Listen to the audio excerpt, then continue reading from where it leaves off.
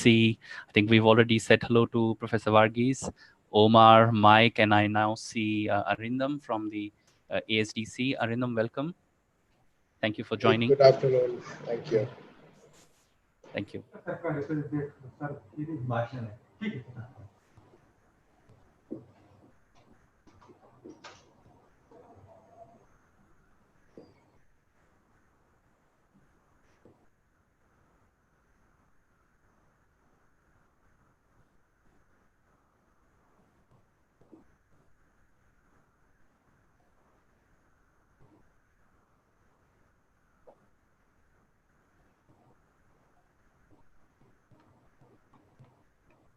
Hi Manish, how are you?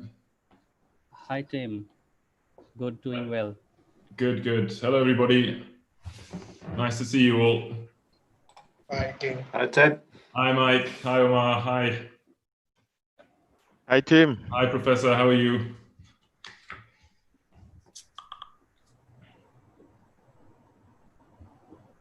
All right.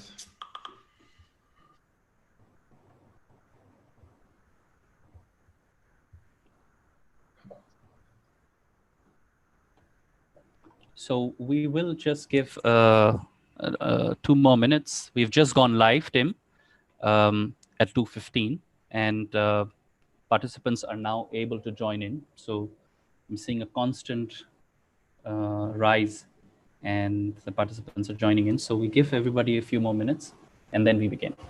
Great. Hi Arindam, hi, nice to see you too. Hi, Tim. Good to see you.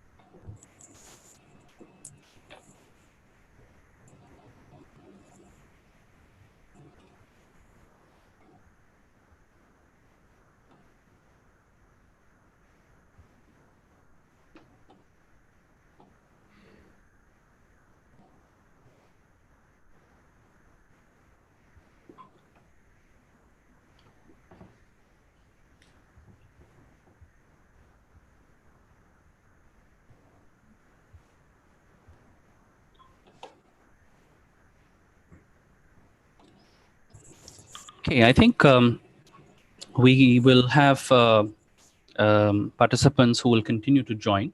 So perhaps it's a good time to begin. I can perhaps, of course, welcome everybody, set some house rules, and then move on to setting the context. And by then we will have perhaps the steady stream growing. At this stage, I want to extend a warm welcome to everybody who's joining us today. Of course, a warm welcome to all our speakers, and of course, participants who are joining from India and from many other countries. Thank you for taking out the time. This is a very interesting, very timely, very relevant theme. And the webinar, as you are aware, would focus on this complex process of the transition from education to employment.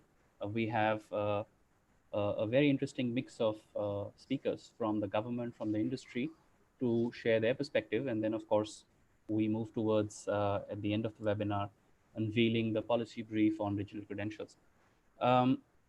Before I move on to sharing some house rules and some setting some context, just to quickly introduce myself. My name is Manish Joshi, and I'm part of the Education Deep and UNESCO New Delhi, the cluster office for South Asia. And I want to thank, to begin by thanking our partners, the team from Certif-ID. And of course, they've been very, very helpful and supportive and helping co-create this, the webinar today. But also our supporting partners, which includes Festo and ASDC. Thank you for your support. Um, well, to get on with some quick house rules, the way the agenda is structured, you would see that we have 20 minutes for all our panelists. So for the panelists, of course, please do take your 15 to 17 minutes of presentation time. And if you finish within that time, then we will have a few minutes for questions and answers. Please, of course, turn on your webcam when you start speaking and keep your microphones off when you're not.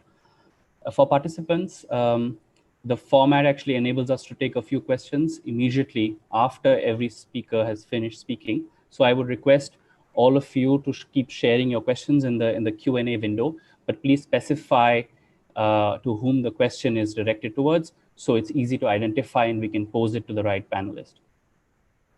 I think it's time for us to have a quick overview. I'm sure all of you have seen the flow and the agenda, but of course, just to emphasize that the complex process that that goes from education to employment, and the various facets that go into defining this process, I think we will begin the webinar today at a very important juncture where we'll talk about the important skills. So this is the issue of the education system itself.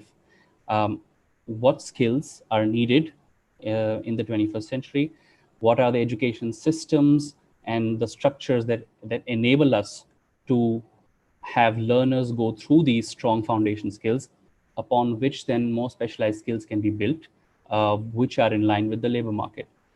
So we begin there, and I think it'll be very interesting to also see how policy is helping in India. Especially, we have a new education policy. How is the vocationalization of school and higher education being enabled, which I think is the critical question. And for that, we're lucky to have Professor Varghese with us. Then we will, of course, move on to looking at the value chains. So, of course, we understand what 21st century skills are needed, but we must also put this in the context of what's changing globally, how the global value chains are pushing the skilling requirements, and how these requirements are then in turn pushing government, firms, and people to respond to these changing skill requirements, and what are the implications for global mobility. That's a key topic. And we have Mike Daw from Certif-ID to focus on that.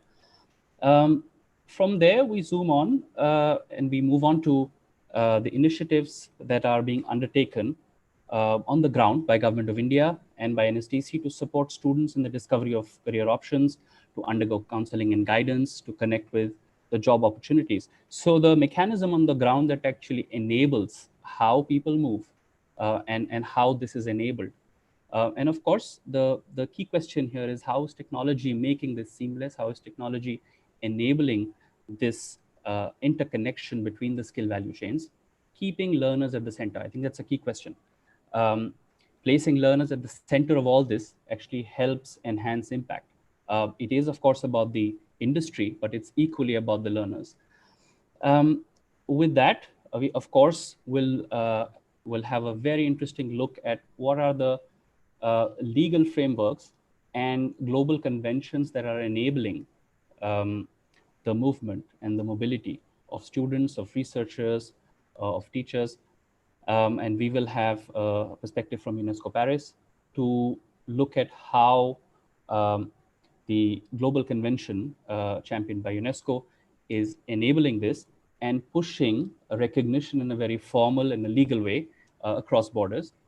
And then, of course, we move towards the more specific industry trends. We will take a deep dive into the automotive industry, look at what are the major trends, how it's shaping up, and how some of these trends are being translated into skilling content, curriculum, and training requirements. And then, of course, we look at how to manage talent requirements and recruitment in the new normal. So remote recruitment is now, of course, as all of us have experienced, a reality.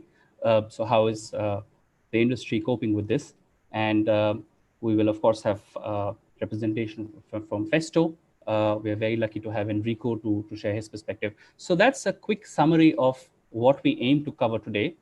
And of course, the one speaker that I did not mention in my run through is the speaker that we will start with. So I want to, before I hand over the floor to Omar Jub, who's the head of the education sector for the UNESCO New Delhi Cluster Office, I want to briefly introduce him. Omar has over 15 years of experience in supporting education policy and practice in developing countries.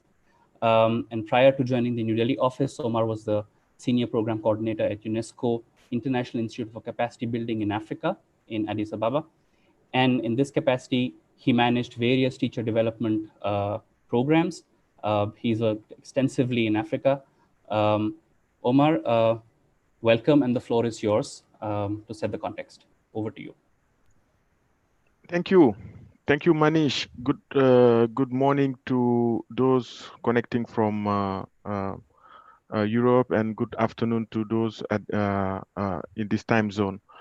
I'm very happy to be here in partnership with Certif-ID, and then also with extended partnership with ASDC and Festo to come together and talk about this very important aspect, which is related to TVET and the digital credentials.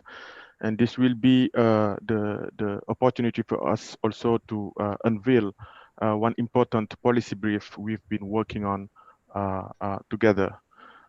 Just to set a quick context, UNESCO New Delhi Cluster Office is covering for 6 countries in South Asia, so Bangladesh, Bhutan, India, Nepal, Sri Lanka, Maldives. And this part of the world accounts for nearly 25% of the youth of the world population, meaning that it's quite critical, and there is a demographic dividend there that is quite critical to address, and in terms of skilling and in terms of empowering, so that it can benefit the economic growth, but not only that, also to the personal development of the people, and then economic insertion of those people.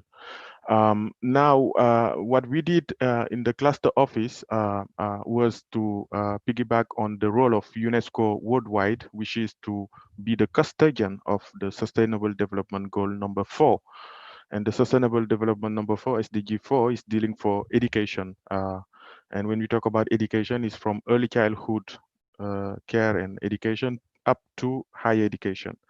UNESCO is custodian for that SDG 4 target, and we do report on the progress globally, and then we do also help countries to come up with some policy instruments, and then address issues that can help to reach the goal by 2030.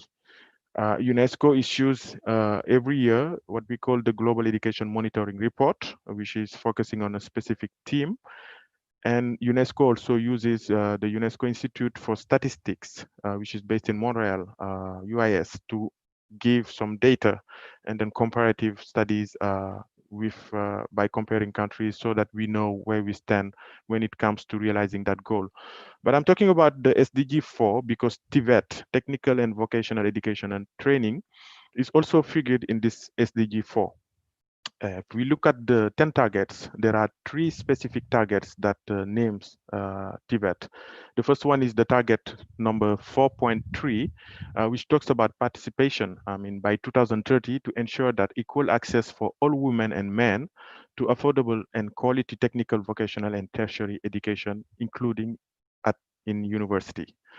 That's the target 4.3. Now, we move to the second one, which is the target 4.4, talks about the skills acquisition. So by 2030, substantially increase the number of youth and adults who have relevant skills including technical and vocational skills for employment, decent job, and entrepreneurship. Now, the last target within the SDG 4 is the which is addressing about, which is quite explicit about TVET, is the target 4.5, and it talks about equity. By 2030, eliminate gender disparities in education and ensure equal access to all levels of education and vocational training for the vulnerable people, including persons with disabilities, indigenous people, and children in vulnerable situations. So I would like to highlight that equity and gender balance is very important for education at all levels, but more so for TVET, because when we talk about technical and vocational education training, people tend to be thinking at boys and men's. If we are to enable women to be more self-reliant, then this is a key priority to UNESCO and globally addressing the gender issues. But Tibet is also intrinsically linked to Goal 8 of the SDGs, SDG number 8, that deals with decent work and economic growth. Therefore, perhaps it would be apt to say that Tibet is the bridge that links various SDGs together, especially those that deal with education and with economic growth. This is why the theme for today's webinar is too timely and very relevant to us. Now, at the onset, when this COVID-19 pandemic came on board, we got in partnership with Certif-ID, because UNESCO globally launched what we call the Global Education Coalition to be able to monitor the school closures and the number of learners that were impacted. And from that point of time, we got in touch also with Certif-ID to come together and then address certain issues that are related to the digital credentials and then digitization, and of course related to Tibet. This webinar today is a great way to gather key thought leaders that you will be hearing after during this panel discussion. Those key thought leaders will then help and focus the attention on various issues related to education to employment transition. Digital credentials are the future. They hold great promise to help enhance the impact of TVET, and this is the motivation behind the UNESCO New Delhi Certif-ID collaboration, to create also a policy brief on the thematic issue of digital credentials, which Tim will be talking about in more detail later on this webinar. Once again, I would like to welcome all participants and wish a fruitful discussions ahead. Thank you, and over to you, Manish. Thank you, Omar, for setting that context. Very useful, and I think to underscored and highlighted the importance of equity, of gender, and of course, very rightly that digital credentials are the future. We will, in the second part of our session, I would say the most important and the most exciting part of the session, we will have certified team who will unveil the digital credentials policy brief. Really looking forward to it, and I hope all of you are. So with that, I will move on to inviting Professor N.V. Varghese to talk to us more about the context and the challenges of moving from education to employment. Professor Varghese is currently the Vice Chancellor of the National Institute of Education Planning and Administration, NIPA, based in New Delhi, and the Director for the Center of Policy Research in Higher Education. Professor Varghese earlier served as the head of the Governance and Management Unit at UNESCO IIEP, the International Institute for Education Planning, and was also responsible for designing and introducing the IIEP Master's Program in Education Planning and Management. He has a great experience, has authored over 150 research papers, more than 20 books, and has worked a lot in the education planning at all levels. So welcome, Professor Varghese, and floor is yours. Thank you very much, Monsieur Omar Diop, Mr. Joshi, and Mr. Dave. Thank you very much for inviting me to share my views on this issue. I think it's a very important issue. I think to start with, I will say that since you expect me also to link with what the new policy is saying, I said that this new policy does not tell much about education and employment. So that is something which is very different from 1986 policy, the previous policy. The previous policy talked about delinking degrees and jobs. You know, that is a specific statement that was made in 1986 policy by the then authorities at that point of time. However, one of the reasons for dealing in degrees from jobs was that the argument came because people felt that the higher education has overexpanded. It is surprising to find that at that point of time, with around 4 million students in the universities and colleges and around 4.5 gross enrollment ratio GER, we considered that the higher education system is too much expanded. Today, in the 2020 policy, when it is talking about the policy changes, especially in higher education, we have 37.4 million students and a gross enrollment ratio of 26.2. And so it's a several times a larger system, higher education system, than the system we had when we were formulating the previous policy. You'll also find that the target for expansion of higher education is to achieve 50% GER by the year 2035. And this implies almost doubling of the GER, which is 26 plus now, to around 50% by 2035. So this is a dramatic change that we find in terms of perspectives on development and how education is seen as a process in the development, how higher education is seen as a facilitating factor in development rather than just confining its attitude towards employment. Perhaps it is also one of the first policy that we have in India, which talks about expansion of higher education. Other policies started were talking about consolidation of higher education or not expansion of higher education. This is one policy that talks about expansion of higher education. Now, when we talk about delinking degrees from jobs, nobody said that skills should be delinked from jobs. That is, one has to make a distinction between degrees and skills, because there evolved a discrepancy between degrees and skills the degrees attempted to certify. And from that point of view, we can see that there are 3 stages in which we can look at education and transition to employment. The first stage is when we start to establish a one-to-one correspondence between levels of education, types of education, and the type of jobs that one will be doing. The OECD countries made this one way of looking at this. The OECD countries, when they talked about the Mediterranean regional project in the 1960s, 62-63 period, that was the way in which education system was looked at. How to what should be the size of the higher education system, to what extent it should expand, was decided, dictated, and determined by the level of employment that existed in the production sectors and the productive sectors of the economy. This was one view that was very strong. And if you see that UNESCO and International Institute of Education Planning at that time talking about the methodologies of education planning had something what is called as a manpower requirements approach to development, manpower requirements approach for planning education.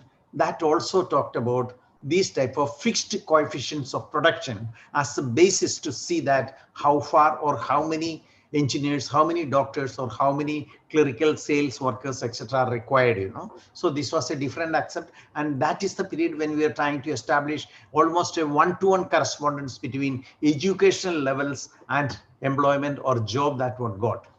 Over a period of time, what one finds is that when you move to the 70s, what one finds is, or in the 80s more specifically, what one finds is that there is a change that has taken place. The job skills remaining the same, the job skills remaining the same, the education qualifications demanded by the jobs went up. So that's what you find is that the initial equilibrium that existed in the education and employment market got disturbed.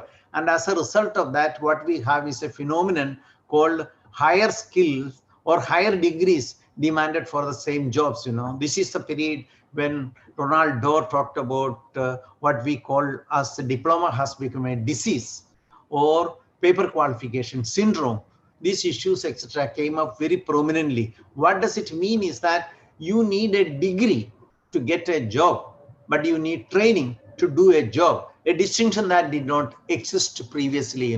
So this has totally changed the way in which we are looking at the linkages between education and employment, education and jobs.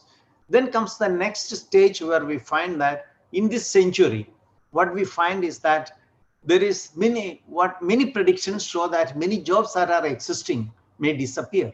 A good share of the jobs that are existing may disappear within the next 10 years or 15 years or 20 years, within the next 2 decades.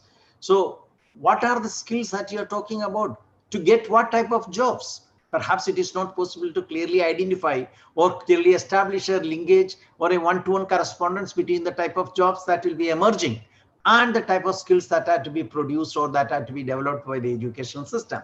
This brings to a different type of arrangement. So today we are not talking about what we used to call as the degree and jobs linkages. We are not talking about in that sense. We are talking about a different system whereby we feel that everybody should have employable skills. Everybody should have skills which can be applied to different types of jobs, and one should learn from on-the-job practices and processes what one is trying to do. So this is a very important change that is taking place, which is also influencing, or which has influenced the new education policy of India too. It talks about global skills for the global market. It talks about producing global citizens. What does it mean? All this means a different category or different variety of skills that we are talking about. You see, if you see that it is the employability skills that one is talking about, and policy specifically talks about graduate attributes. What are the graduate attributes that will make them a competitive element, or that will make them a competitive group, a highly competitive group in the labor market or in the employment market? So the increasing unemployment of the graduates and an uncertainty regarding the type of jobs that will be coming up is one of the reasons to take this position. So the disappearing jobs has added to that. And also one of the factors which is more specific to, not only specific to India, to many countries, is that informalizing jobs. So for example, in India, the share of jobs in the formal sector has declined. The number of jobs have declined in the formal sector. Now we are only having 8% of the jobs in India in the formal sector. 92% are in the informal sector and unorganized sector and in the non-formal sector of employment. So therefore, it makes quite a lot of difference. But the basic change that one finds in terms of education and employment in India is that in the 1980s, what one finds is that when the economy was growing at 4%, the employment rate of growth of employment was at 2%. Now, in this century, in the last 15 or 20 years, what one finds is that the economic growth picked up. It was at 7% to 8%, but employment growth was only 1%. And over a period of time, it has become zero. So we are enjoying, or we are in a period of jobless growth. Now, the recent studies, the most recent data and recent studies and analysis says that we are not only in the employment jobless growth period, we are job loss growth, which means that the employment elasticity of output, if I use a technical term, has become negative. While it declined to 1, it became 0. Now it has become negative. This is a different type of arrangement that we are talking about it. And which are the jobs and which are the skills most affected? And what is surprising is that with the growth of the knowledge economy, the nature of skill requirements in the economy has undergone dramatic change. Some of the reports, especially by the World Bank and others, very clearly indicate that there's a cleavage that is taking place in the employment market, and the skill requirements as a result of this has dramatically changed over a period of time. For example, jobs which are requiring very high level skills and jobs which are requiring very low level skills are expanding. But what is contracting or what is disappearing is, it is not the high skilled jobs and low skilled jobs, but it is the medium skilled jobs that are disappearing fast. And it is also the jobs which requires routine cognitive skills. It is also the jobs which are routine in nature. They are taken away by the machines. They are the jobs which are disappearing. This has a lot to do with higher secondary school graduates and also undergraduate students who are coming out of the institutions of higher education and colleges in India, what we call as a colleges in India. It has a lot to do with that. Now you find that with the informality combined with the changing skill nature of skills that are demanded, it makes a lot of difference for planning for education and also for planning for different arrangements. I think the battle today, whether it is a developing country like India or a country like India or in the developed country, the battle is between automation and innovation. I used two words. One is automation, other is innovation. While automation has reduced the job requirements and it has changed the skill requirements, perhaps routinized the skills which are required to operate the machines. So you find that, but innovations in the same economy, in the same sectors or in the related sectors has increased the jobs, the number of jobs and employment opportunities. But this innovations has increased jobs, but the skill requirements are of a different nature. And as a result of that, the skill formation process that has to take place has to undergo dramatic change, and automation has reduced employment, as I mentioned, but on the other hand, innovation has increased and created a lot of job opportunities. The question that is asked is that future 21st century skills, what are these 21st century skills and how are they developed? Can we define it?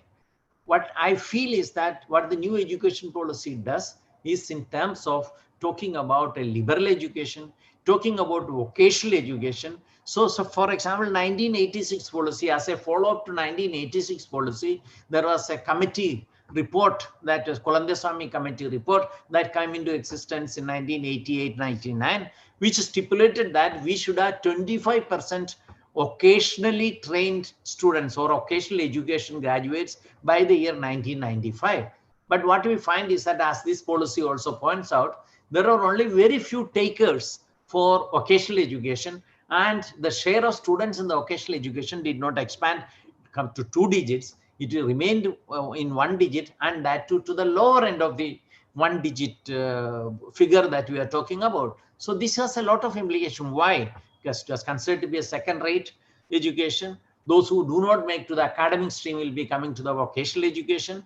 And more importantly, apart from the social stigma, one dilemma that is faced by the graduates is that once they are coming out of the vocational streams, if they do not get a job in that stream, it becomes very, very difficult for them to get a job in any other area.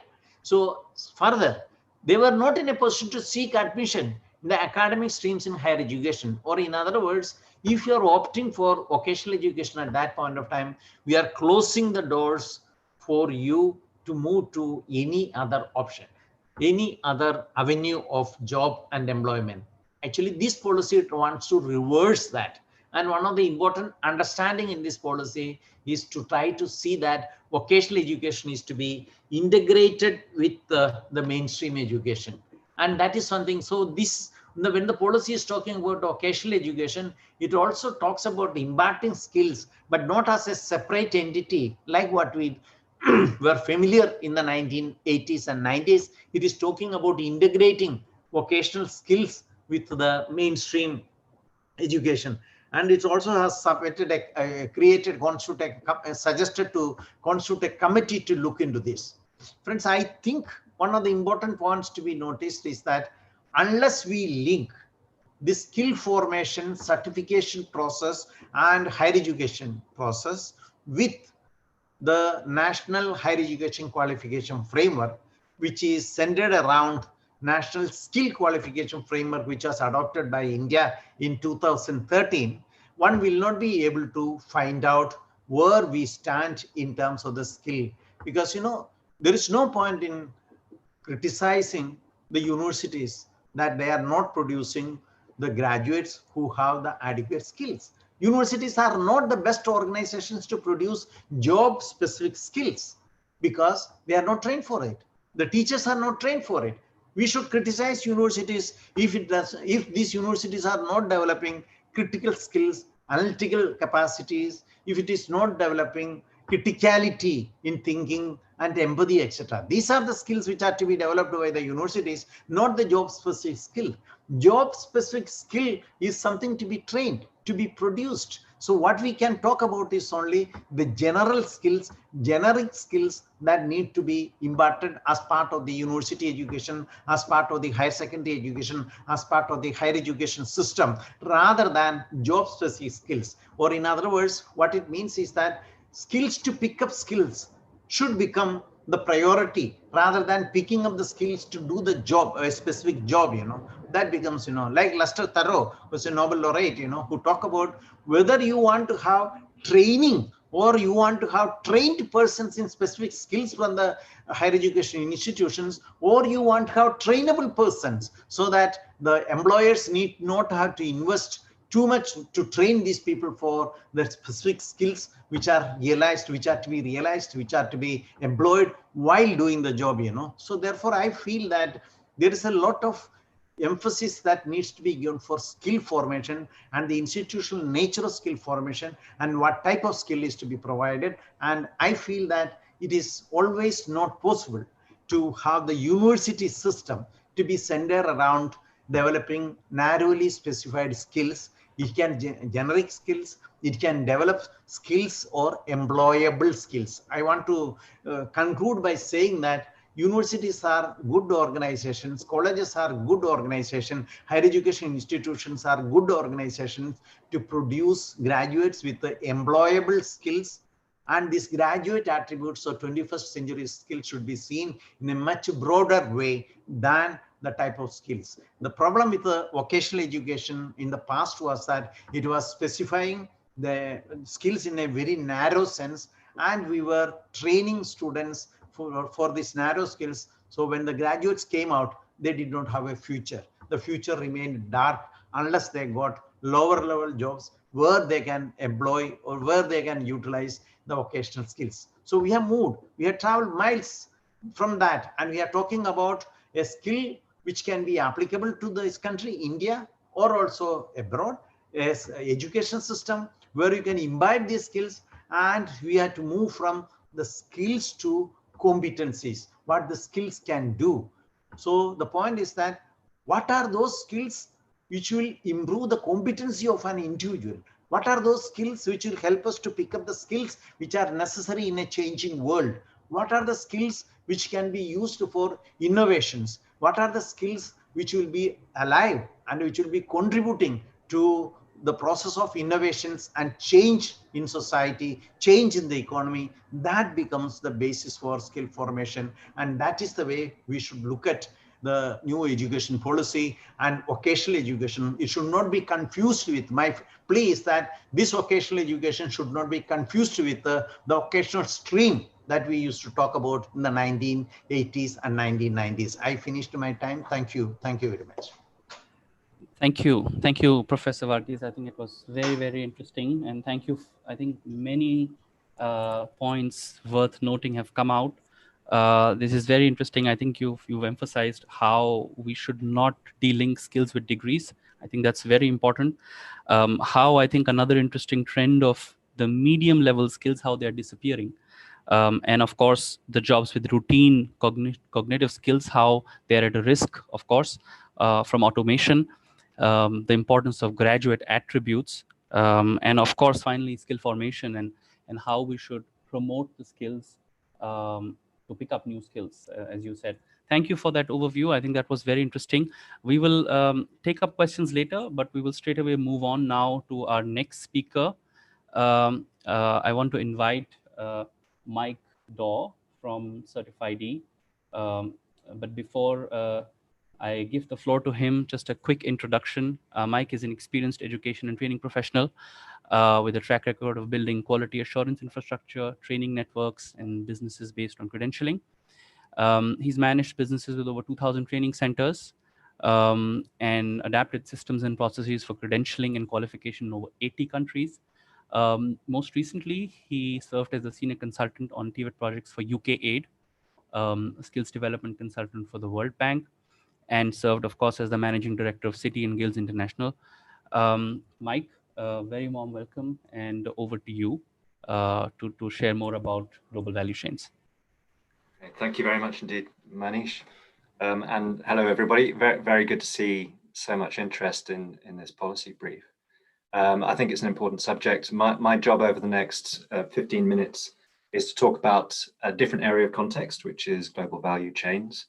I'll talk about what they are, why they're important, why they aren't going away, the pressures they put on skills development and skills more generally, and really how they generate a landscape within which sophisticated digital services are needed in order to support education to employment processes, helping employers find skills and helping people find employment. So I've got a few slides to help the ideas along, which I'm hoping you can see. So firstly, what are global value chains? They're probably a concept which most people are familiar with, but I'll go over it. It's where production, and it's not just production, it's also services, are broken down into small chunks, links in the chain, and where those links might be a part of a supply chain where organizations supplying those services and products are in different jurisdictions. So that the different elements of a production process might have to cross borders several times. And while we might be quite clear about that in the context of manufacturing, such as in motor vehicles, it's also true in services. So countries in many jurisdictions will be providing the services, which, for instance, we are using right at the moment in using video conferencing tools. An illustration which I came into contact recently with is one of the ways in which during these locked down times I've remained reasonably fit and sort of sane, is by taking up cycling. And if you look at bikes, in particular one type of bike which I wish I could afford, which is a Bianchi, a rather lovely machine, the parts there are come from all over the world. You've got design and prototyping and conceptualizing happening in Italy. Assembly would be in Taiwan. Parts and components come from China, Italy, Japan, and Malaysia. And each one of those elements comes from a niche expertise offered in a way which brings together a product which is at a lower price and a higher quality than could be that can be achieved through other means. Now, while we're probably familiar with that concept, maybe something which would have passed many of us by is quite how important it is today. So if you take bicycle components, the global trade in bicycle components, bits of bike, unfinished bike, has outstripped growth of bike sales by 15%. So that means that firms and people are finding growth potential in parts of the world which is larger than the growth in bike sales. And it's in parts of the world which might not previously have been able to engage in shorter value chains. And that importance is driven by, over the last few decades, the IT revolution, which is driving down communication costs, but also a lowering in transport costs and work by diplomats around the world to lower trade barriers. And between them, the acceleration in global value chain trade has meant that global value chain trade accounts for 70% of international trade today. It's built on two important developments or ideas. First is hyper-specialization.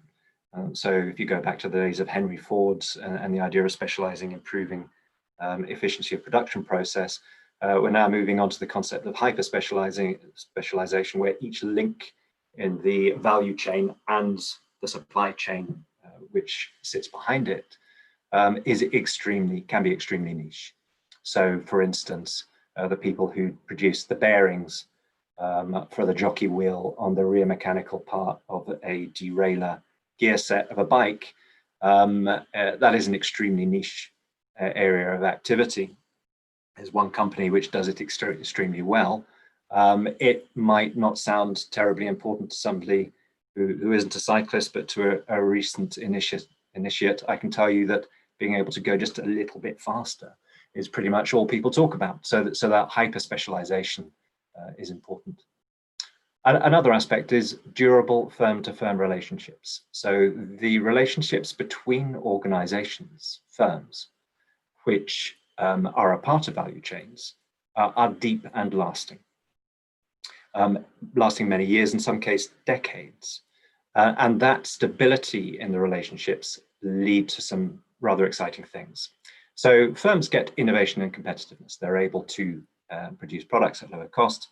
They're able to innovate faster, stay ahead of people and the competition. But when you look at other people who are interested in what trade can do for development, you have GDP growth.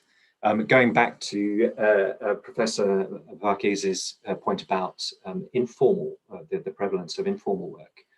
In fact, because trade between jurisdictions involves crossing borders, these kinds of firms in global value chains are more likely to be a part of the formal economy. So a rather good thing for governments is that they are more likely to pay tax, but they're more likely to have formal jobs because they take part in the rules-based global system. They are likely to be better jobs. And going back to Omar's point about female participation and the SDGs, female participation can be tracked, and when it is tracked, it is more likely to go in the right direction. Lastly, the pandemic, what does that mean for global value chains? So yes, there are now more nationalist policies which are leading to shortening of value chains and reshoring. But an important part of global value chains is that they are driven by firms, not states. And firms need to be competitive. They need to drive down their costs. They need to sell more goods and services. And so there is an alternative pressure, which is keeping the global value chain as an important part of our context. There is also another very important part of what global value chains are about, which is that they are a sibling, a sister or a brother to another thing which we know quite well, which is economic migration, people moving to other parts of the world in order to find jobs. Global value chains operate in a world where people don't have to move. You can get the services of people and access to their skills without them moving between jurisdictions. And so in a world where people aren't able to move around the world freely, there is a pressure towards increased use of global value chains, because while people can't move, capital and cash can. So that's why they're important and why they're not going away. An important aspect of global value chains in our context, though, is that they are responsive to skills and they are demanding of skills. Because of hyper specialization, skills rise, the skills demand rises. Because global value chains tend to be associated with higher capital intensity, again, skills rise. And although there are benefits to organizations and countries which offer low skill, low cost labor, really the real benefits to global value chains come at higher skills levels. And those skills include how you take part in global value chains. What do we see as a response? Governments target investment into human capital and helping small to medium-sized enterprises take part in global value chains as well as the large firms. Firm responses, employer-sponsored training. Importantly, this might not just be within their own firms.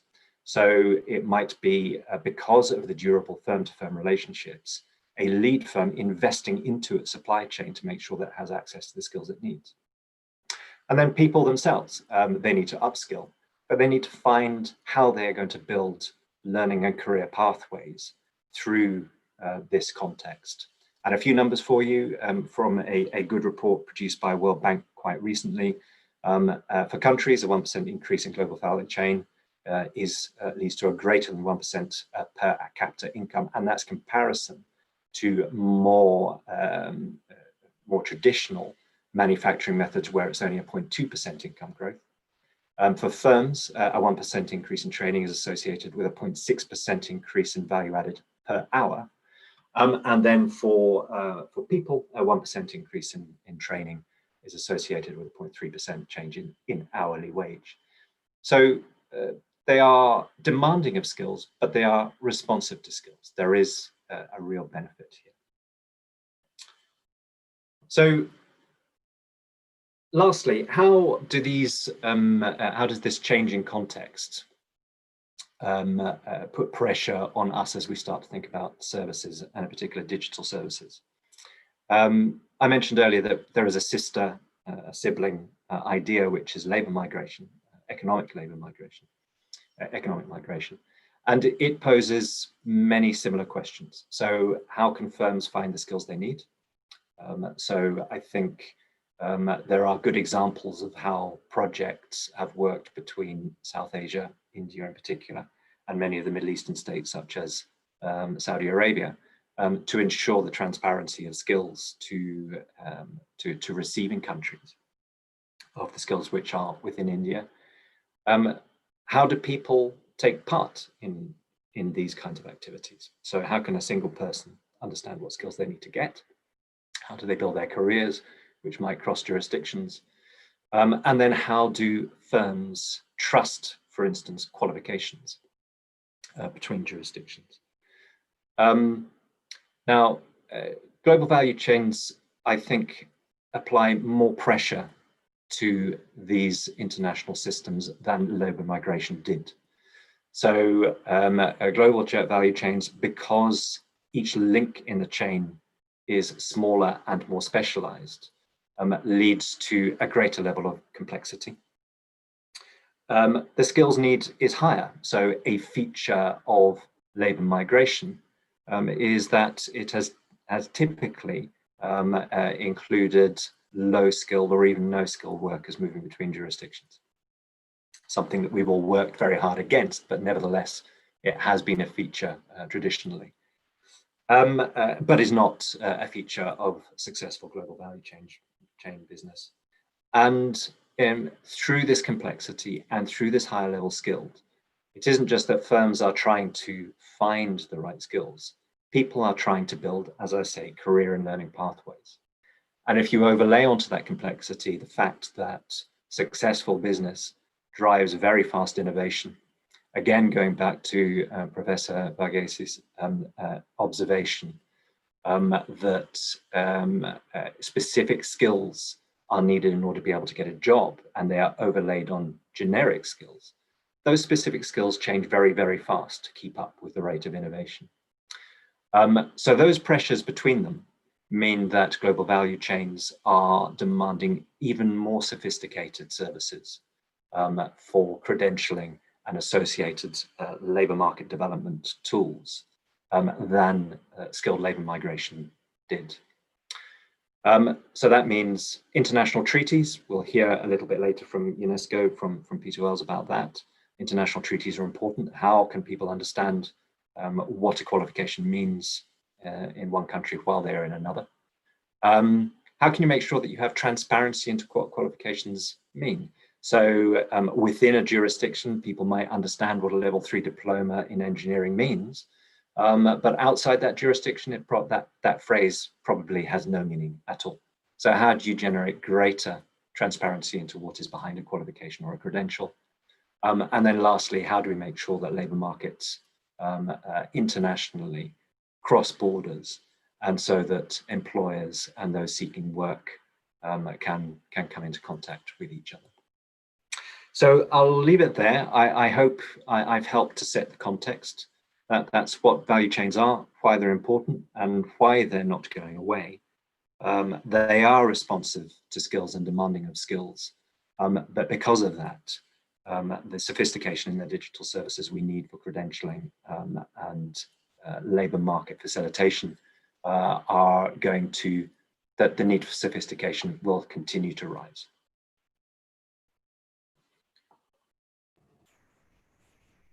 Thank you, Mike. I think that was very, very interesting. Thank you for that perspective. And I think the key point there, that certainly how responsive global value chains are. Of course, they are here to stay, and the fact that they are designed and pushed not by member states, not by countries, but actually by firms. And I think therein lies the need for them to remain flexible, for them to remain responsive, and to always showcase the needs of the industry. I think that was very interesting perspective, and linked to this is the key question of how do you design credentials in a way that they actually are meaningful for the labor market and for the firms. Otherwise, they are certainly there, but beyond the program, they do not hold much value. And I think we will come back to this perhaps also in the discussion of the policy brief. But for now, we can move on to do hold your questions, but in the interest of time, we will move on to our next speaker. We are very happy to have Dr. Manish Kumar with us. Dr. Kumar is the Managing Director and CEO of the National Skills Development Corporation. During his tenure at NSDC, he has focused on improving the quality of private sector delivery of skills across priority sectors and making skills aspirational. Prior to joining NSDC, Dr. Kumar worked as the World Bank Country Coordinator and Senior Institutional Development Economist for the Water and Sanitation Program. He served in the Indian Administrative Service, occupying various positions in the government of Tripura up to 2011. And he was a Mason Fellow at the Harvard University for his leadership in empowering tribal women of Tripura. Dr. Kumar, a very warm welcome. Thank you for joining us. And we are looking forward to your perspective on how the various initiatives of NSDC are actually enabling learners in the discovery of career options, in connecting with jobs, and the role technology is playing in this process. Over to you. The floor is yours. Thank you, Manish. Pleasure to be talking out here. My idea today is to give you a bit of a brief about NSDC and what we do for creating career pathways for youths, and how we are connected to Skill India program, the ambitious program that Government of India has. I'll run you through a small presentation. I think that will make it easier to get a bit of grasp of what we do. Let me see if I can make it full screen.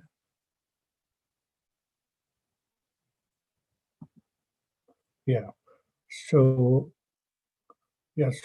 we do multiple roles as NSDC, National Skill Development Corporation. We had been set up by the Government of India in 2008.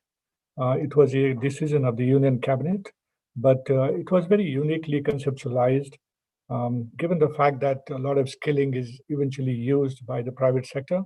So National Skill Development Corporation was created as a private entity in which Government of India owned 49%, and 51% it requested the ownership by various chambers of commerce. So 10 chambers of commerce own 5.1% each in us, and then the remaining 49% is owned by the Government of India. The unique institutional structure that was created has resulted in an organization which, as I would explain, connects the private with the public, the requirement of government when it comes to the huge number of people that in India need to be skilled, but also skilled in a way that the private sector can actually employ them. So both these roles get covered. If you look at the role of NSDC, we have multiple roles, as you can see from here, and I will touch on them, but briefly to mention you, we often operate like a developmental financing bank.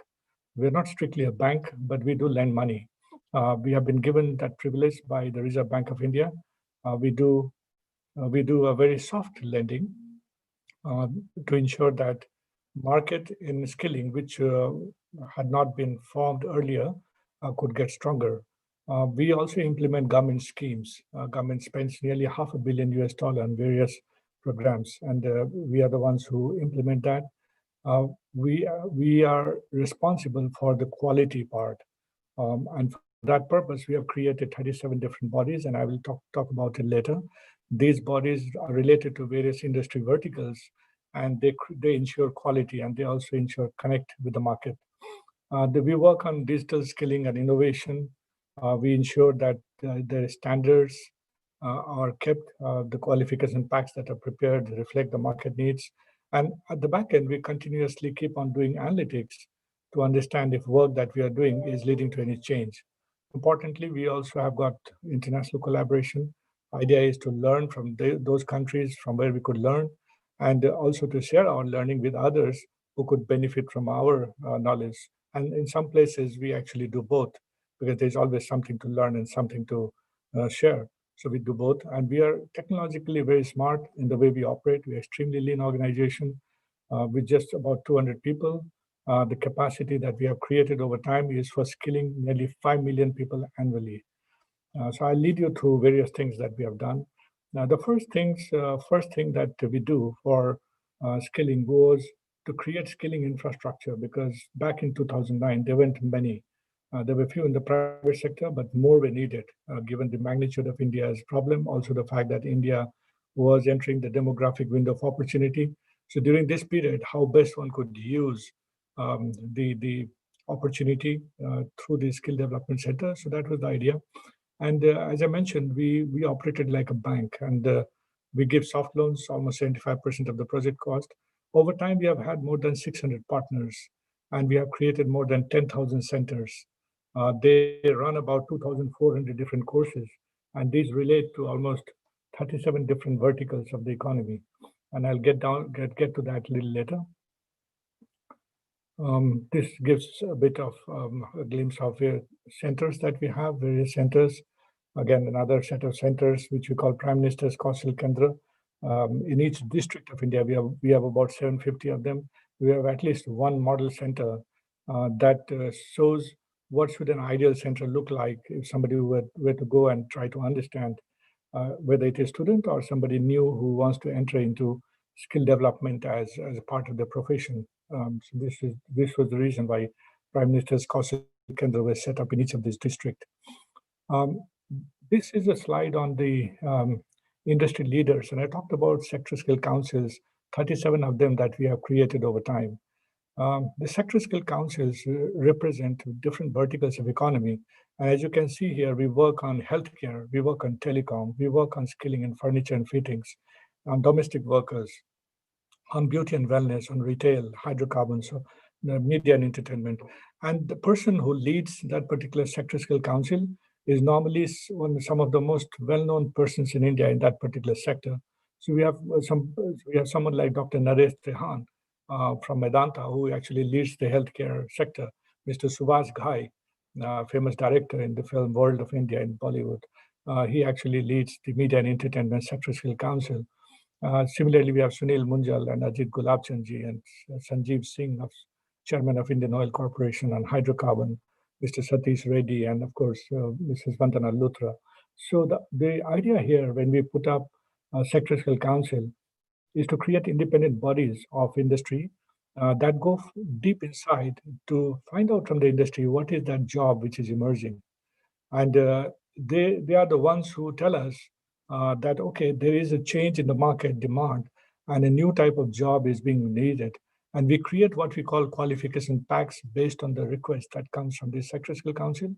These qualification packs are essentially competencies that are necessary for doing a job. So if you want to become, for example, in automotive sector, you want to become a motor mechanic, then there are certain competencies necessary.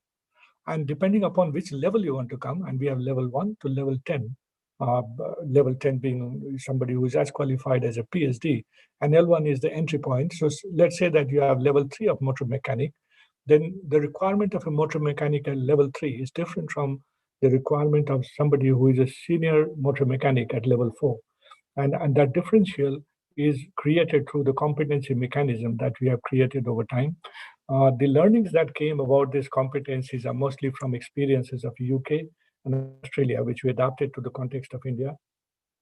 And we therefore created a pathway that if you enter a particular job at a particular level, then what pathway you could have as you grow up.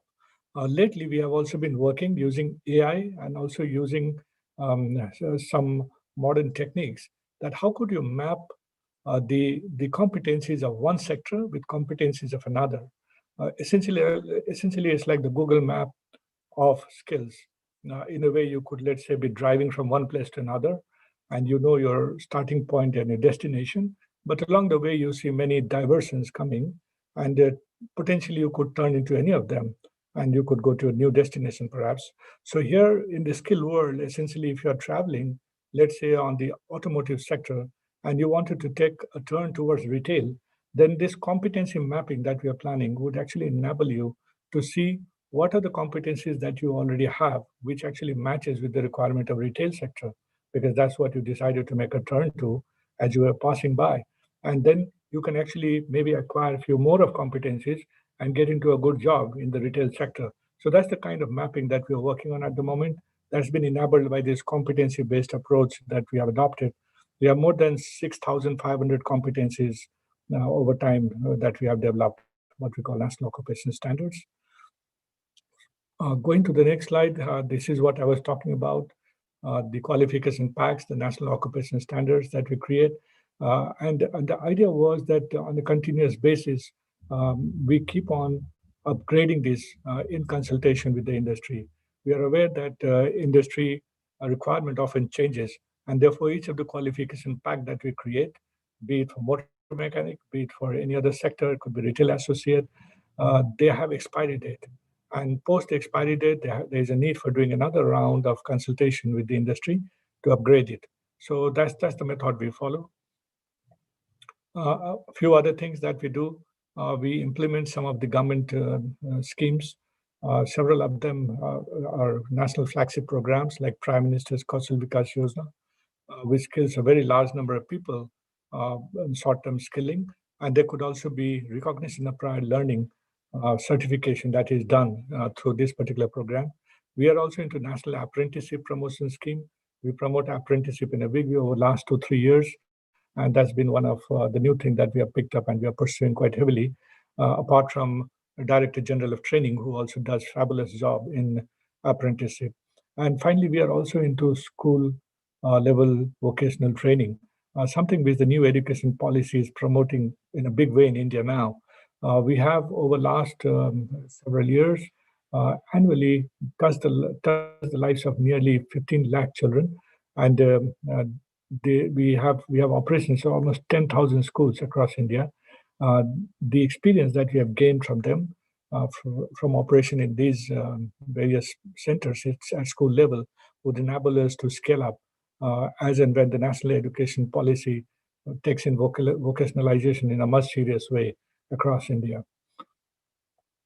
Some bit of idea about PMKY scheme, the work that we do within India, within the national level government, the national government level. As I mentioned, there are two types: short-term skilling and recognition of prior learning.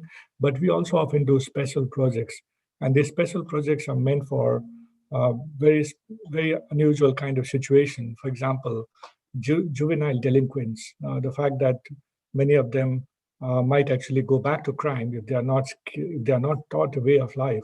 So we actually spend time teaching them skills, and we have found that they actually, once they are given skills, return to a life normalcy.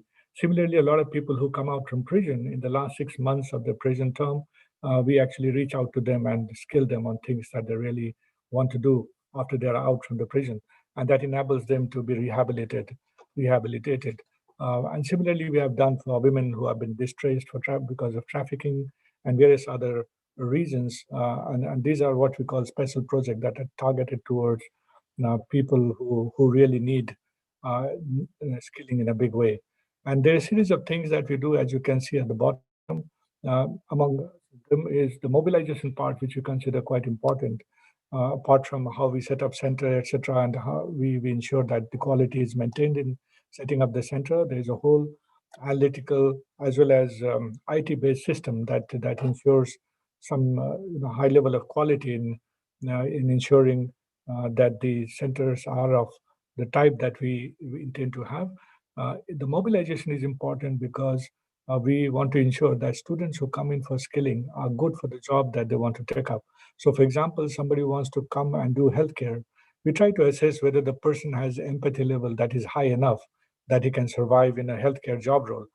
He or she might be actually wanting to get a healthcare job role because of the money that it might bring. But eventually, when the person might encounter a sick person, the empathy level, in case it is low, would actually dissuade him from continuing in that job.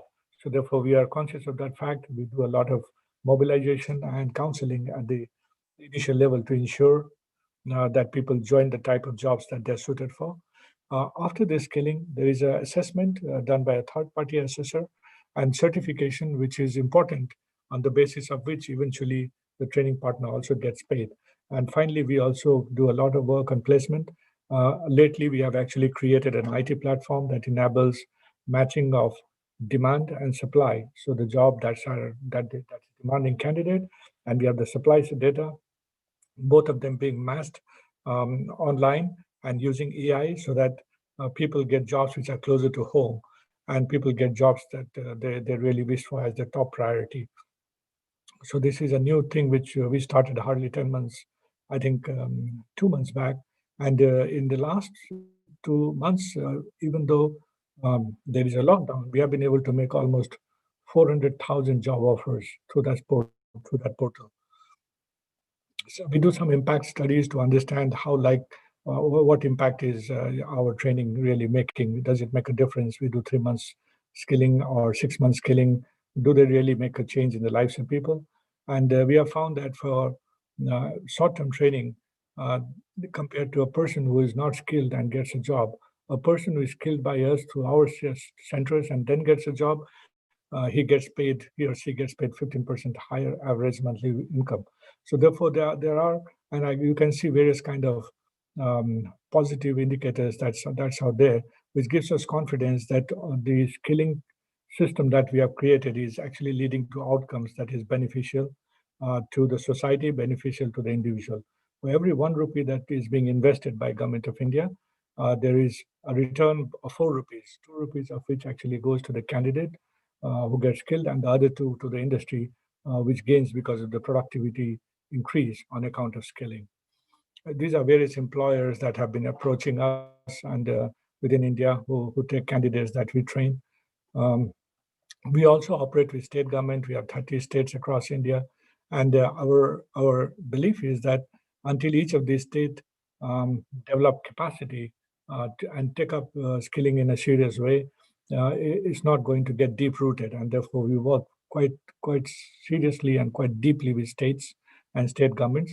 Many of the state government, as you might be hearing, those who work in India, are picking up skill in a big way. And various kind of supports that we provide is listed out here. That includes how do you build institutional capacity, how do you fund it, how do you measure the success, what are the indicators that you need to track, and how do you engage citizens in this kind of task. Some bit of idea about vocationalization of school, I already talked about it.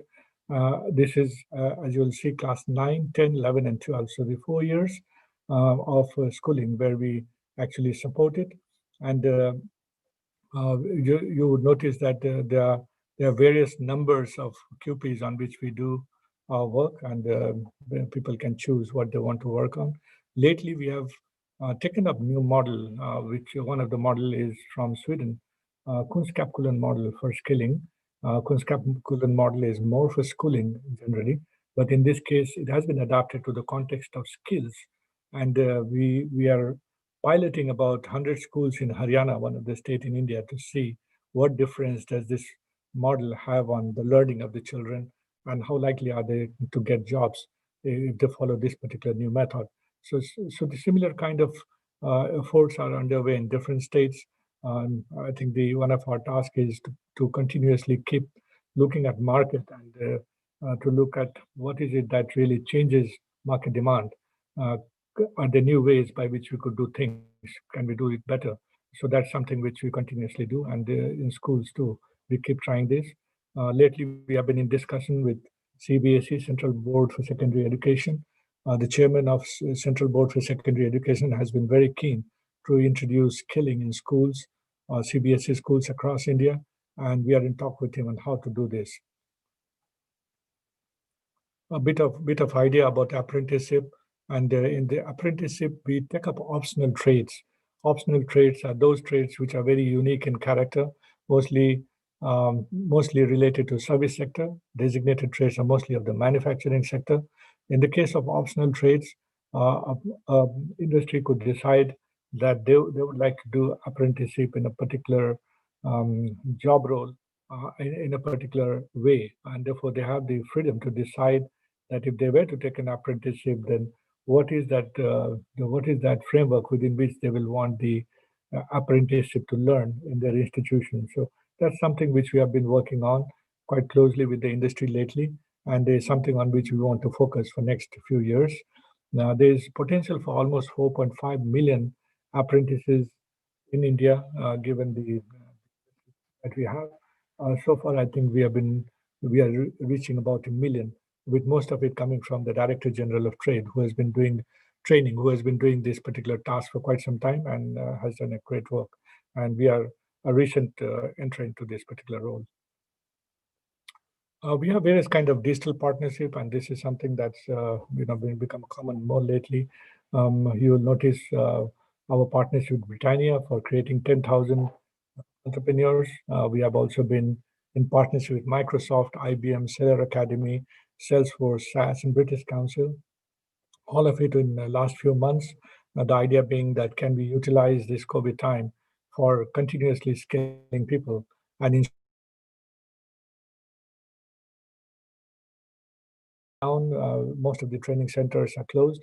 But on the other hand, eSkill India platform, our platform for promoting skills, has actually witnessed almost, our platform for skills has actually witnessed almost 2,000% increase in enrollment. So that's a huge jump that we have noticed, and we want to promote online learning in a big way. We do various kind of uh, international collaborations, and you can see a glimpse of it out here. So, for example, we are in partnership with Japan for sending technical interns to Japan, and it's a modest start at the moment, but the relationship is building up. We have nearly 32 entities which is working exclusively on this. We have 500 different centers which are dedicated to skilling people to send them abroad. They send nearly 40,000 people every year abroad.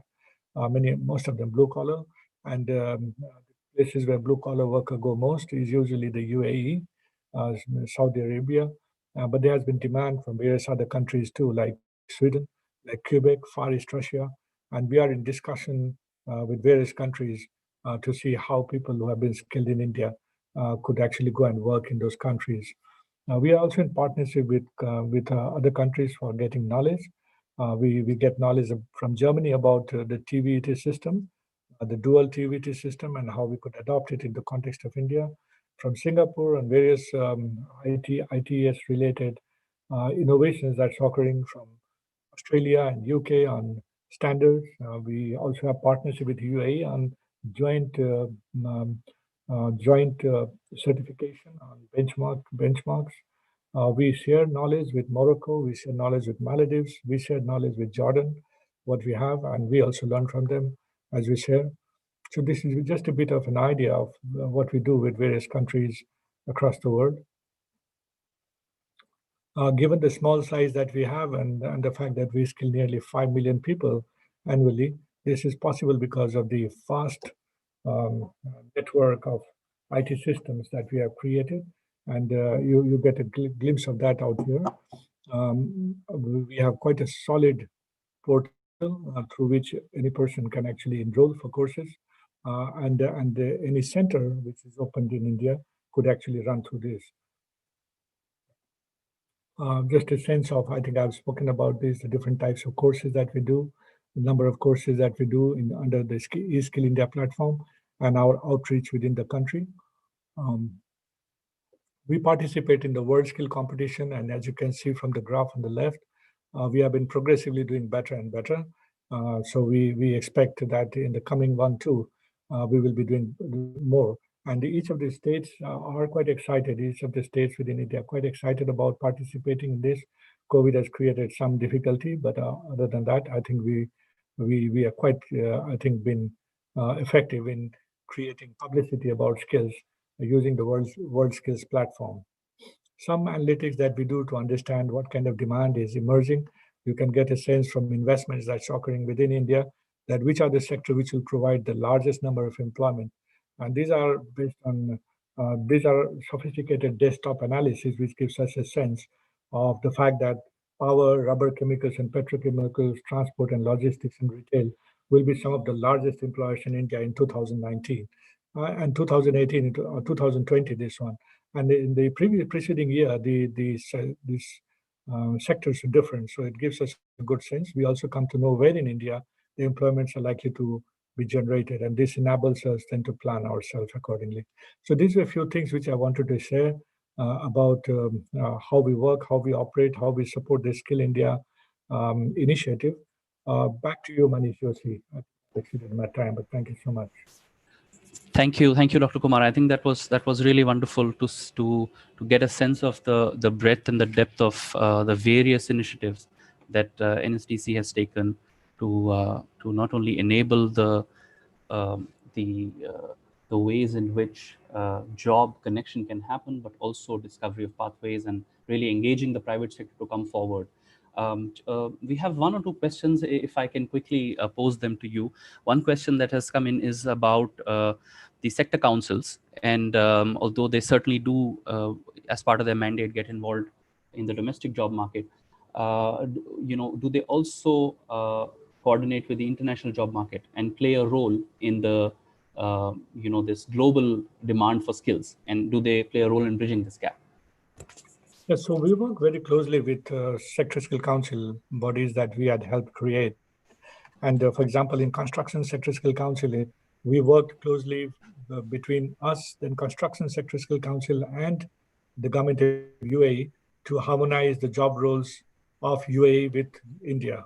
And the idea being that certification given by NSDC, to what extent does it match the requirement of UAE? And it worked quite well. Similarly, we are working with Takamul in Saudi Arabia to match some of the job roles that's critical for Saudi Arabia with how we skill on the same job roles in India, and whether the qualification and certification that we have suits the requirement of Saudi Arabia. So there are international engagement that occurs, and it's case-to-case basis, and we are more than happy to engage with anyone. Thank you. I think that's a great overview, and thank you for those insights. We'd of course request you to, if time permits, to stay on with us. But once again, thank you, and we will now move on to our next speaker. Thanks. Thank you. Thanks. With that, I want to move to Peter Wells, our next speaker. Peter is the Chief of Higher Education at UNESCO Paris, and leads UNESCO's priority area in the quality higher education sector, with an emphasis on widening access, quality assurance, and academic mobility. The latter, of course, is reinforced by the Global Convention on the Recognition of Qualifications Concerning Higher Education, the recently adopted Global Convention. Peter also co-leads the UNESCO Qualification Passports project for refugees and vulnerable migrants. And he will, of course, talk a little bit about this, hopefully today. Prior to taking up his current post, Peter was a higher education specialist and director of UNESCO's European Center for Higher Education for over 10 years. Peter, we are very happy to have you with us, and the floor is yours.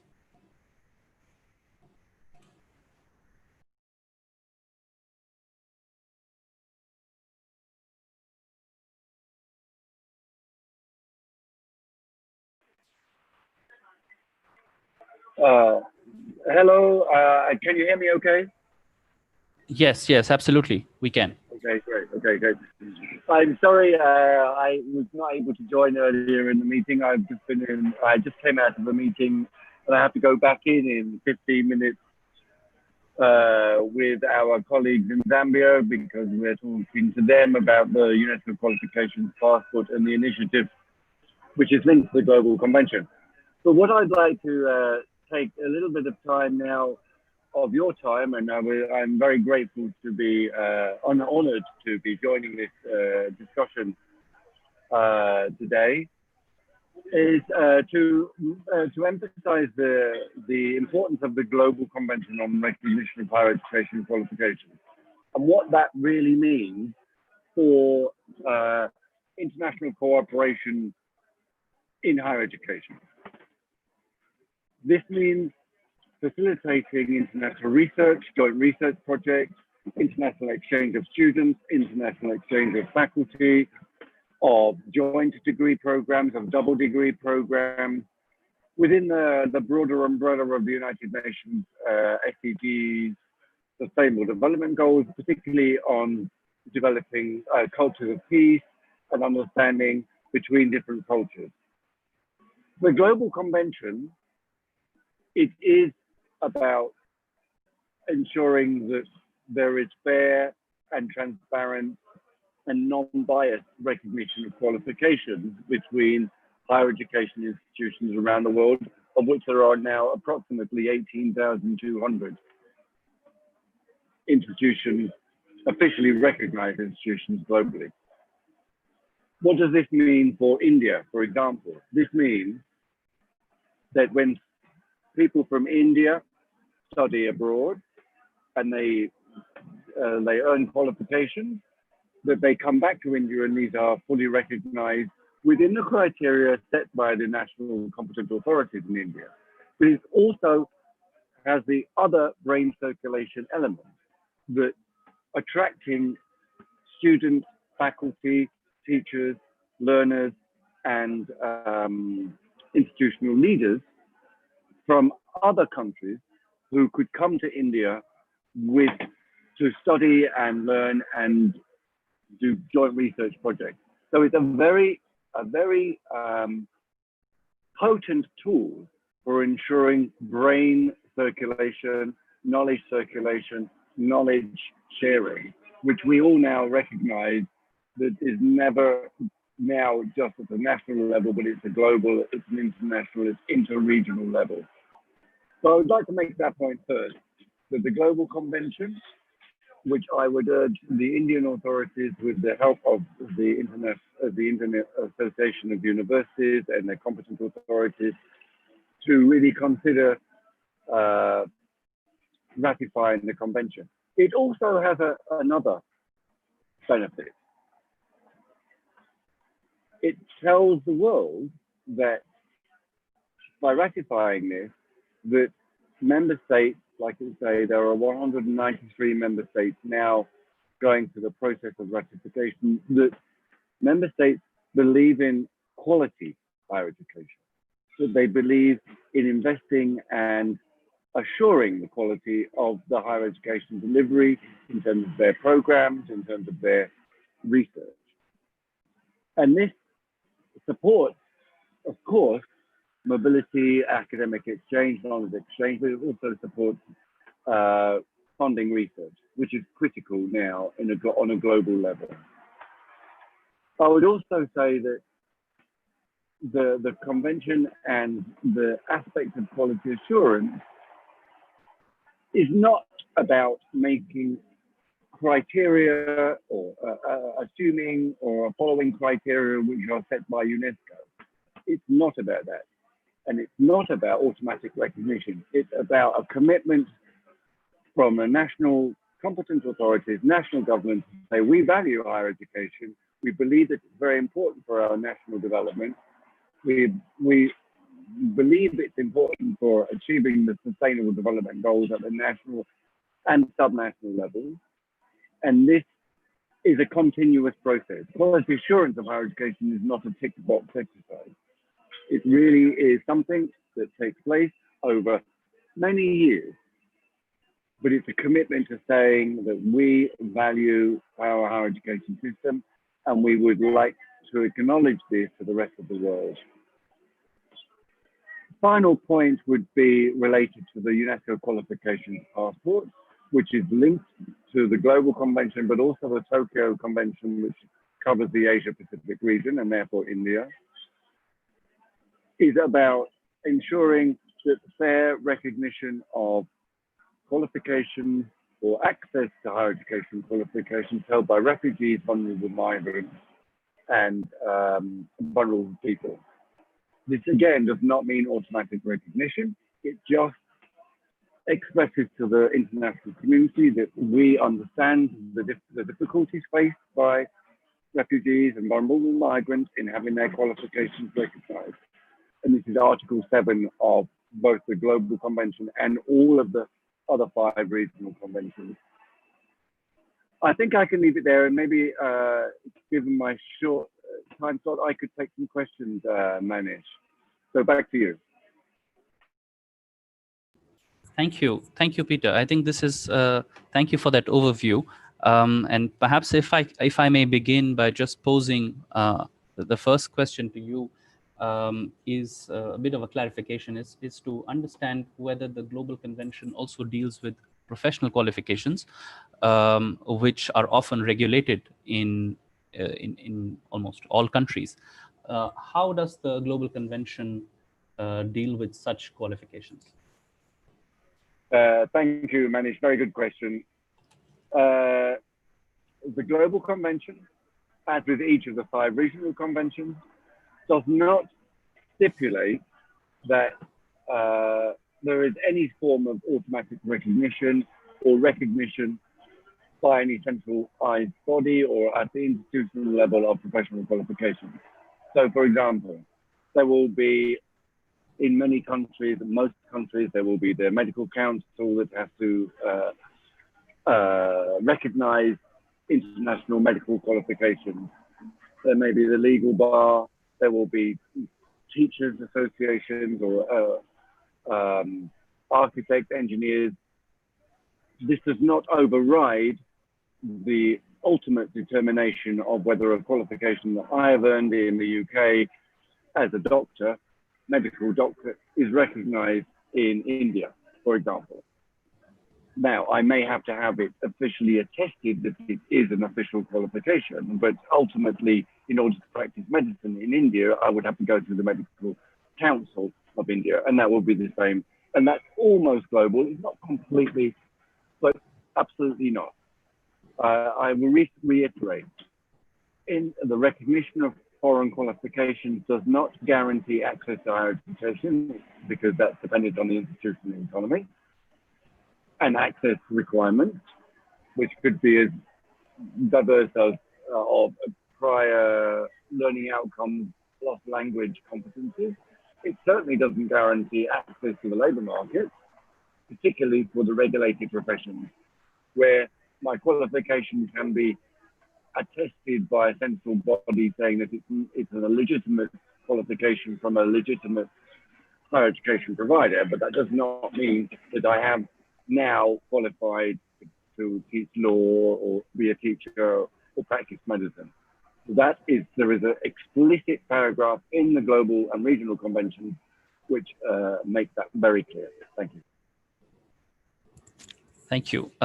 Thank you for the clarification. And just one last question is, we know that the UNESCO Qualifications Passport project has already been piloted. It's expanding, and it would be good to know the future with regards to technology, how some of these projects could benefit by moving or digitalizing some of the aspects, because as you have the project scaling up, if some of these, for example, the UQP itself could be digitalized, scale and efficiency gains, of course, are there to be had. What are some of the plans, if any, in terms of moving some of these to the next phase of digitalization? Thank you, Manish. Yes, well, like I say, I'm right in the middle today of a meeting with the Zambian authorities, so this is why I've jumped out for this on phase 2 in Zambia, because we have already issued a number of passports there, but phase 2 is about ensuring that the qualifications passport holders can use these. Can they use them to access further studies, go back to university if they had to drop out because they had to flee their countries? Can they access the labour market with all the labour market conditions?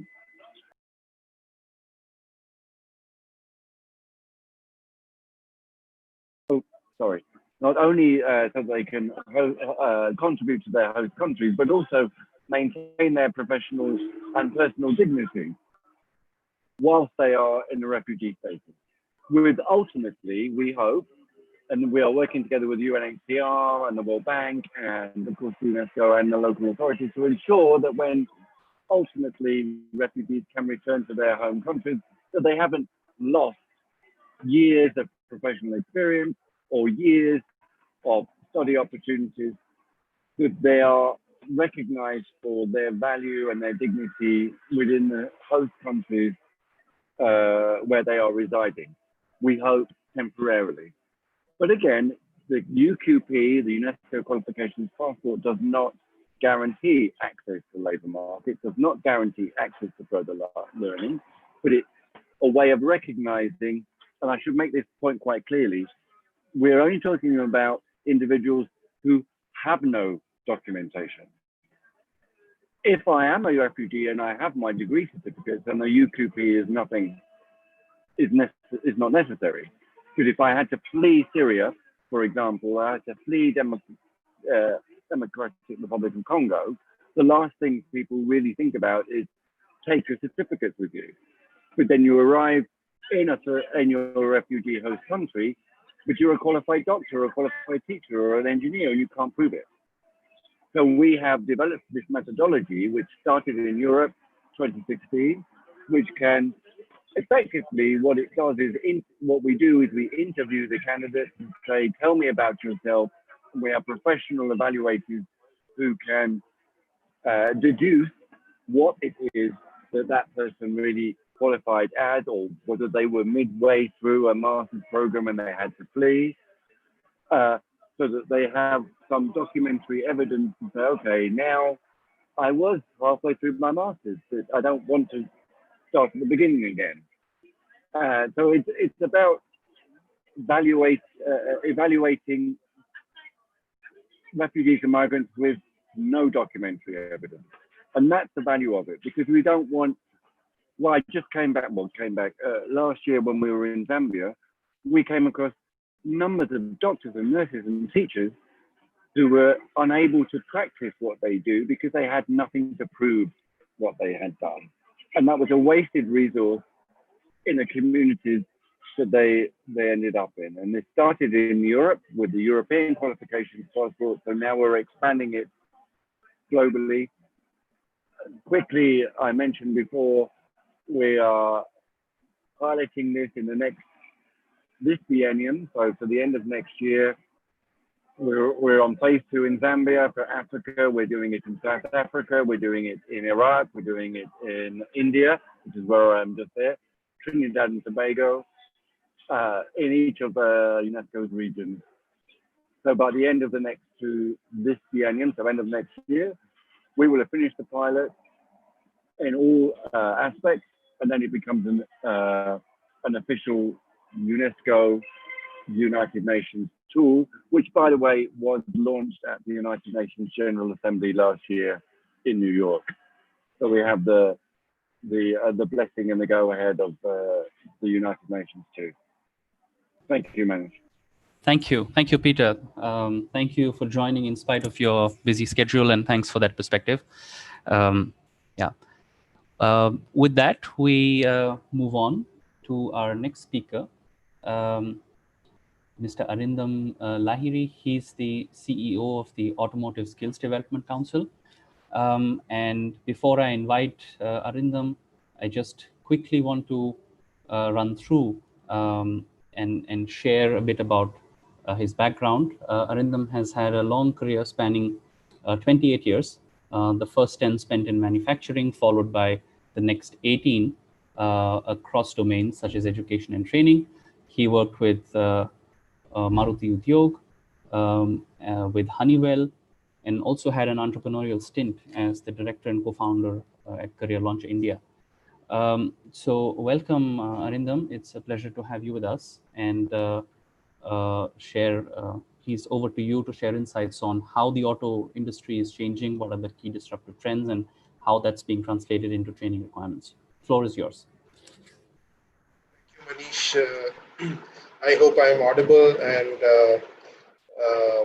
it's been a fantastic day of some very insightful thoughts from my previous speakers, and I could relate to a lot of that, especially with what we are trying to do in the automotive sector as a sector skill council, as Dr. Manish has already outlined about the role of the sector skill councils in India. And automotive skill development council is one of those sector skill councils and one of the initial ones. Automotive industry, as you would know, in India is a very, very globally linked industry. In the sense that all the major global brands are here, alongside some of the homegrown brands from India. And not only about manufacturing of vehicles, but also we have a very, very strong supply chain which works on making components and sub-assemblies for vehicles which are sold in India for the domestic market, as well as for other export markets, where the same global brands would like to source the components and the sub-assemblies from the Indian manufacturers, the component manufacturer. I'll just take you through very quickly on some of the key disruptions and key trends that we are seeing and focusing on in terms of the skills that we see becoming extremely important as we talk about the young profiles moving from education to employment. And when they want to be part of a global industry in automotive, we definitely see very, very strong alignment with the new skills that the industry is looking at. Will be required. That's something which will be required for them to become very successful in this particular industry.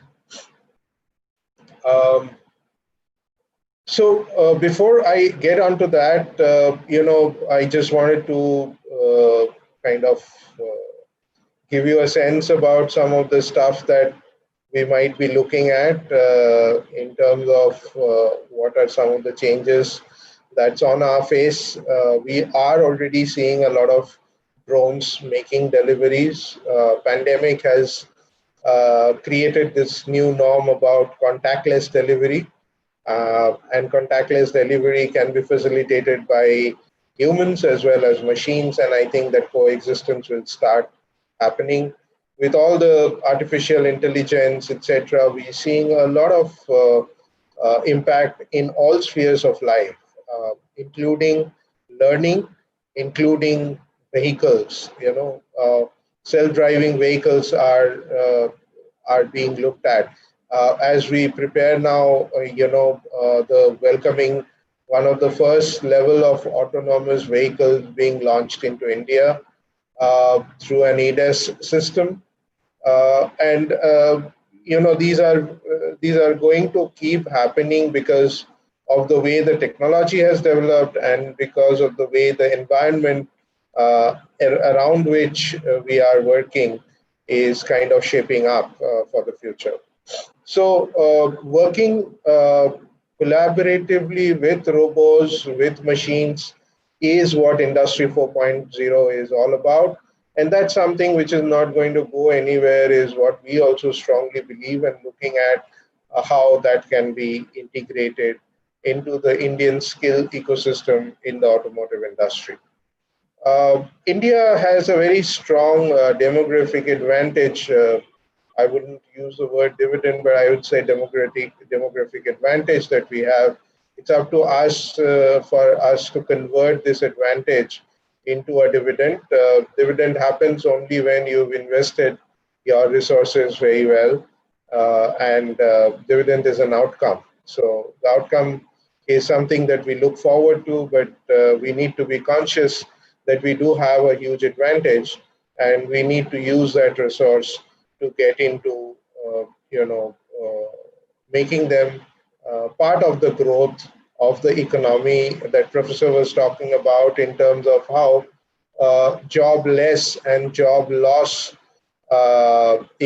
growth of economy is also a very integral part of the way the country has been developing.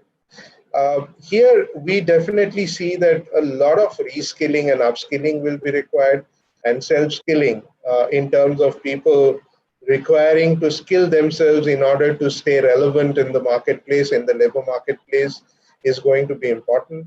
And in that process, a very, very robust skill certification based on competency is going to play a very, very critical role. And that's something which, as ASDC, we are also very keenly working on in terms of how to make it that much more relevant for our industry organizations so that they can actually utilize the certificates as a final proof of the competencies that they actually should be demonstrating.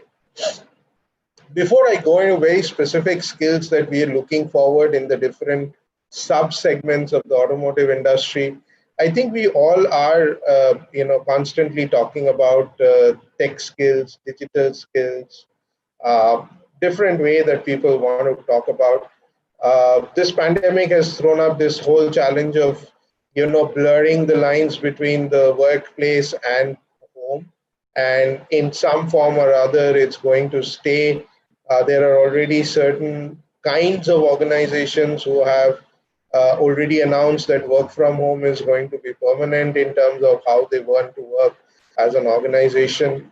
Now, when you're working from home, you need to manage a lot of things which would otherwise get managed because you are in a very well-defined workplace, device maintenance, time management. You have to be that much more responsible in today's context when you're working from home into making all of these work.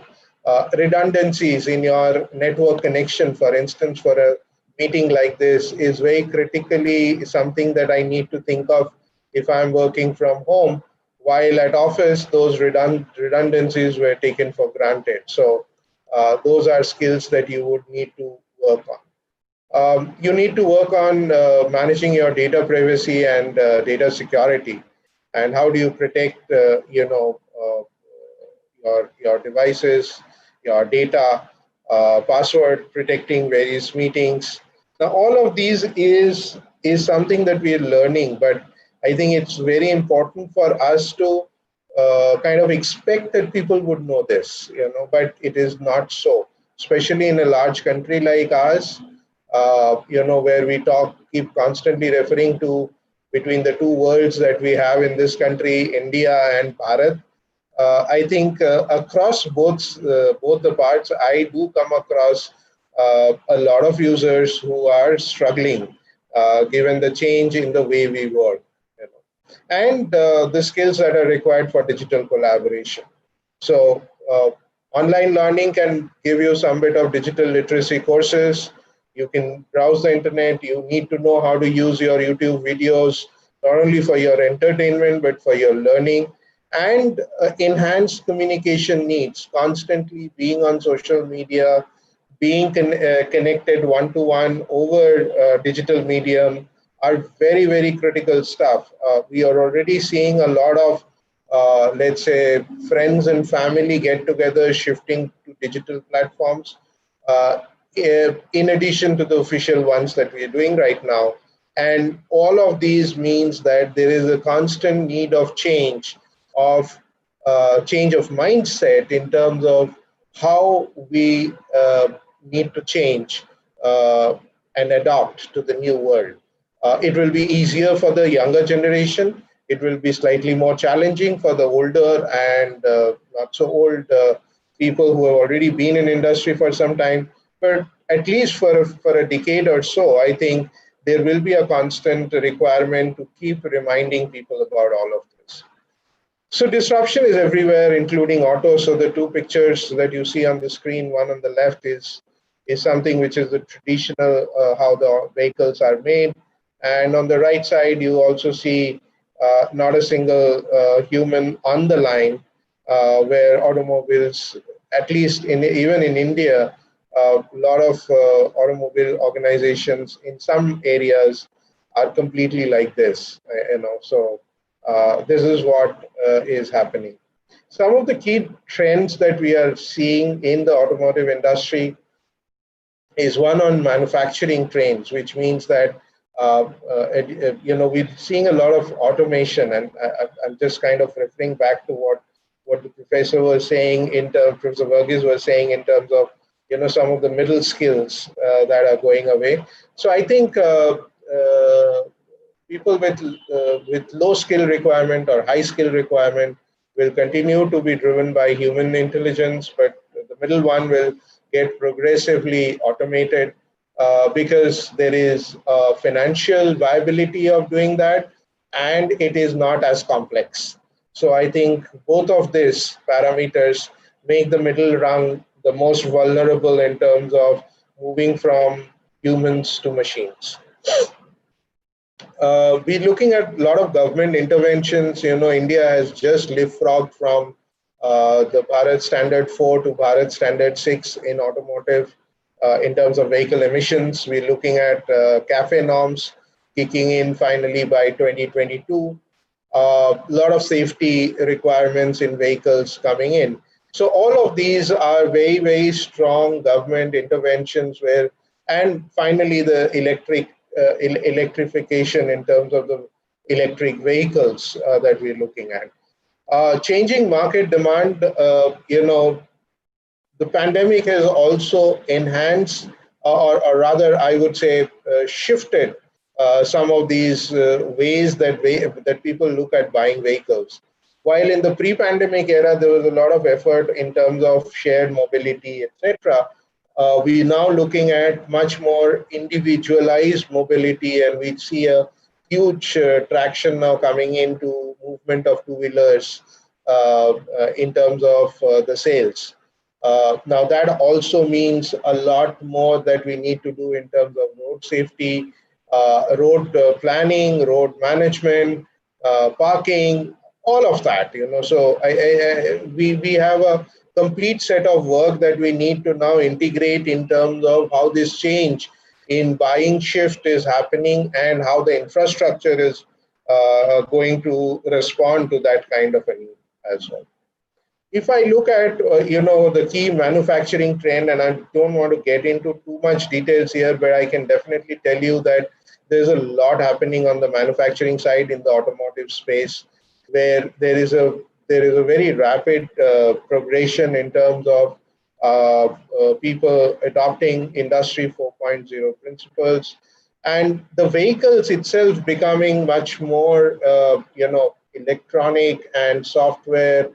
IoT sensor-driven vehicle itself, it lends itself to those kind of changes in terms of automotive manufacturing. We definitely see a huge impact of industrial IoTs, smart manufacturing concepts, involving additive manufacturing as well, which is here to stay.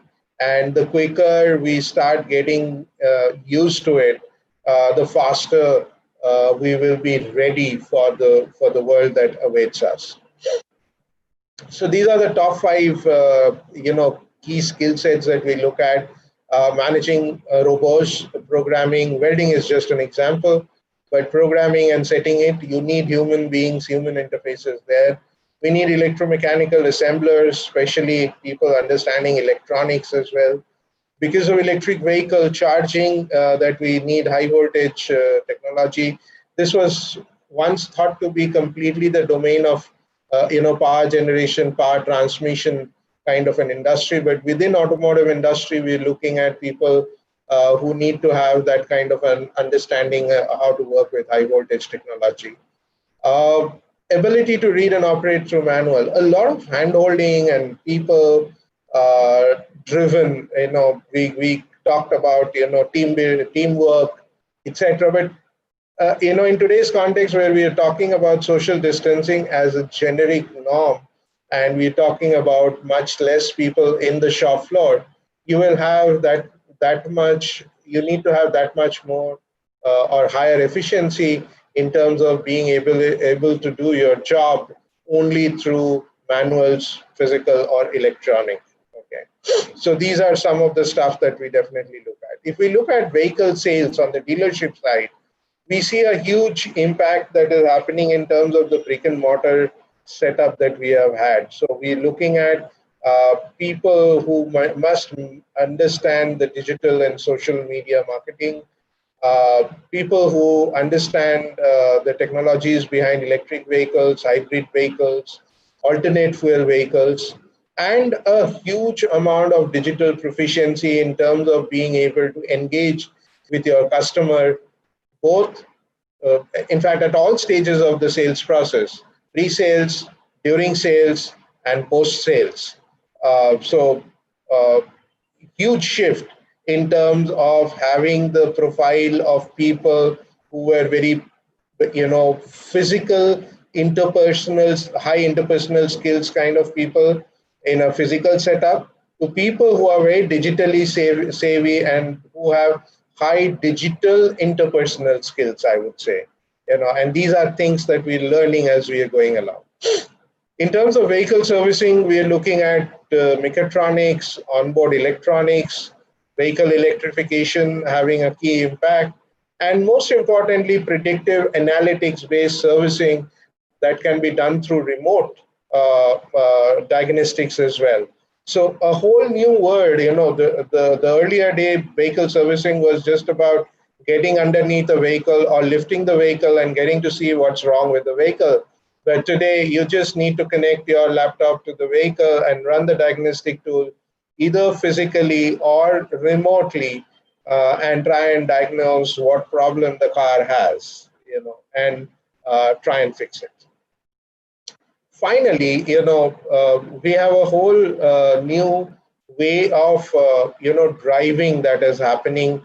There are some very, very strong trends that we are seeing in terms of tracking of vehicles, in terms of remote maintenance of vehicles, vehicle diagnostics, basically, just to make sure that, in the earlier era, the owner had no clue once the vehicle left the depot. But here now it's continuously tracked, and not only about the position, but about how the vehicle is performing, etc., etc. And we're looking at application of technologies like blockchain technology in terms of weights that they're carrying, in terms of the temperature of the goods that they are carrying, impacting carriage of perishable items. So today's driver of trucks do need to understand the user side of the interface of these technologies that are getting integrated with the vehicle. And therefore, this is something which the driver cannot escape, and is looking at developing that skills into those kinds of drivers for the future. That brings me to the end of the presentation that I had, and I'll be very happy to take any specific questions that we may have. Thank you, Arindam, for that very insightful presentation, and I think got a good glimpse of how what are some of the trends and how it's pushing the requirement for new skills. Perhaps just one question, that I have at this point is, some of these new jobs that you shared. To what extent do you think some of these training programs have delivered here could actually prepare workers who could then be part of a much bigger global value chain and perhaps find jobs outside of India? Do you think that's realistic to expect that some of these emerging technologies we can actually have training programs here that can prepare people for jobs overseas? And What are some of your thoughts on that? Yeah, absolutely. I think possible, and it is something that I think as a country we need to remain focused on.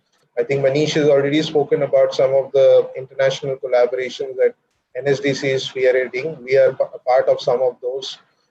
In fact, Indian drivers Indian drivers and Indian auto mechanics are in great demand in the entire Middle East. And the kind of vehicles that you operate in that market are slightly more advanced in general than compared to the Indian markets.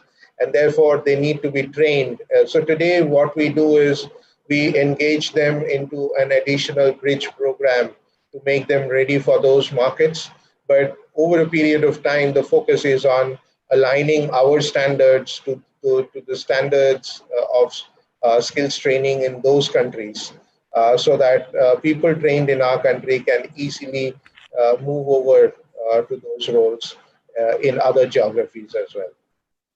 Thank you, Arindam. Thank you for joining us, and that was very insightful. With that, we move on to our next speaker. I want to extend a very warm welcome to our next speaker, Enrico Ruler. He's the member of the board at Festo Didactic. He's responsible for Asia and mega projects. And in the past, he served as a member of the management board of the Indo-German Chamber of Commerce, as a co-founder of the European Business Group in India, and a contributor to the Project Management Institute. Enrico started his career in 1998 at TÜV Rheinland in Taiwan and spent many years in management positions in Japan and India.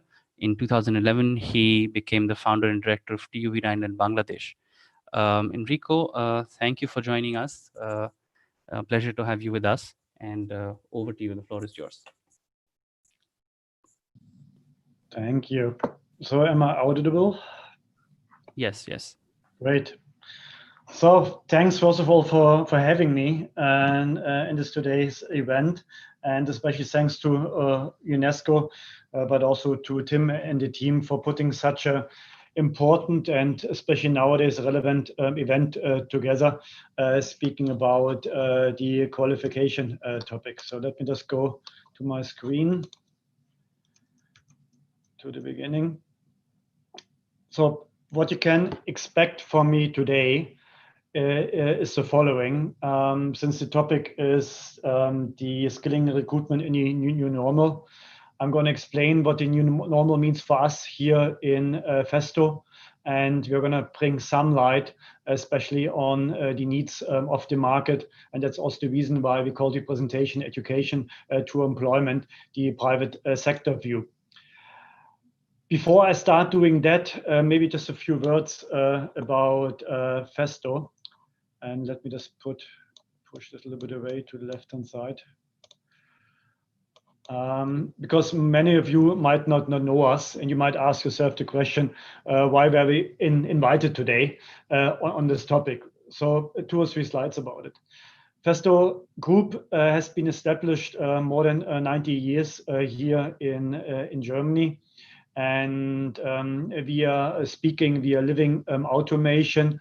And currently we have companies in more than 62 countries all around the world, our own subsidiaries. And we're catering to those countries with more than 20,000 employees. And for us, innovation in the technological field, but also in the learning field is very much important.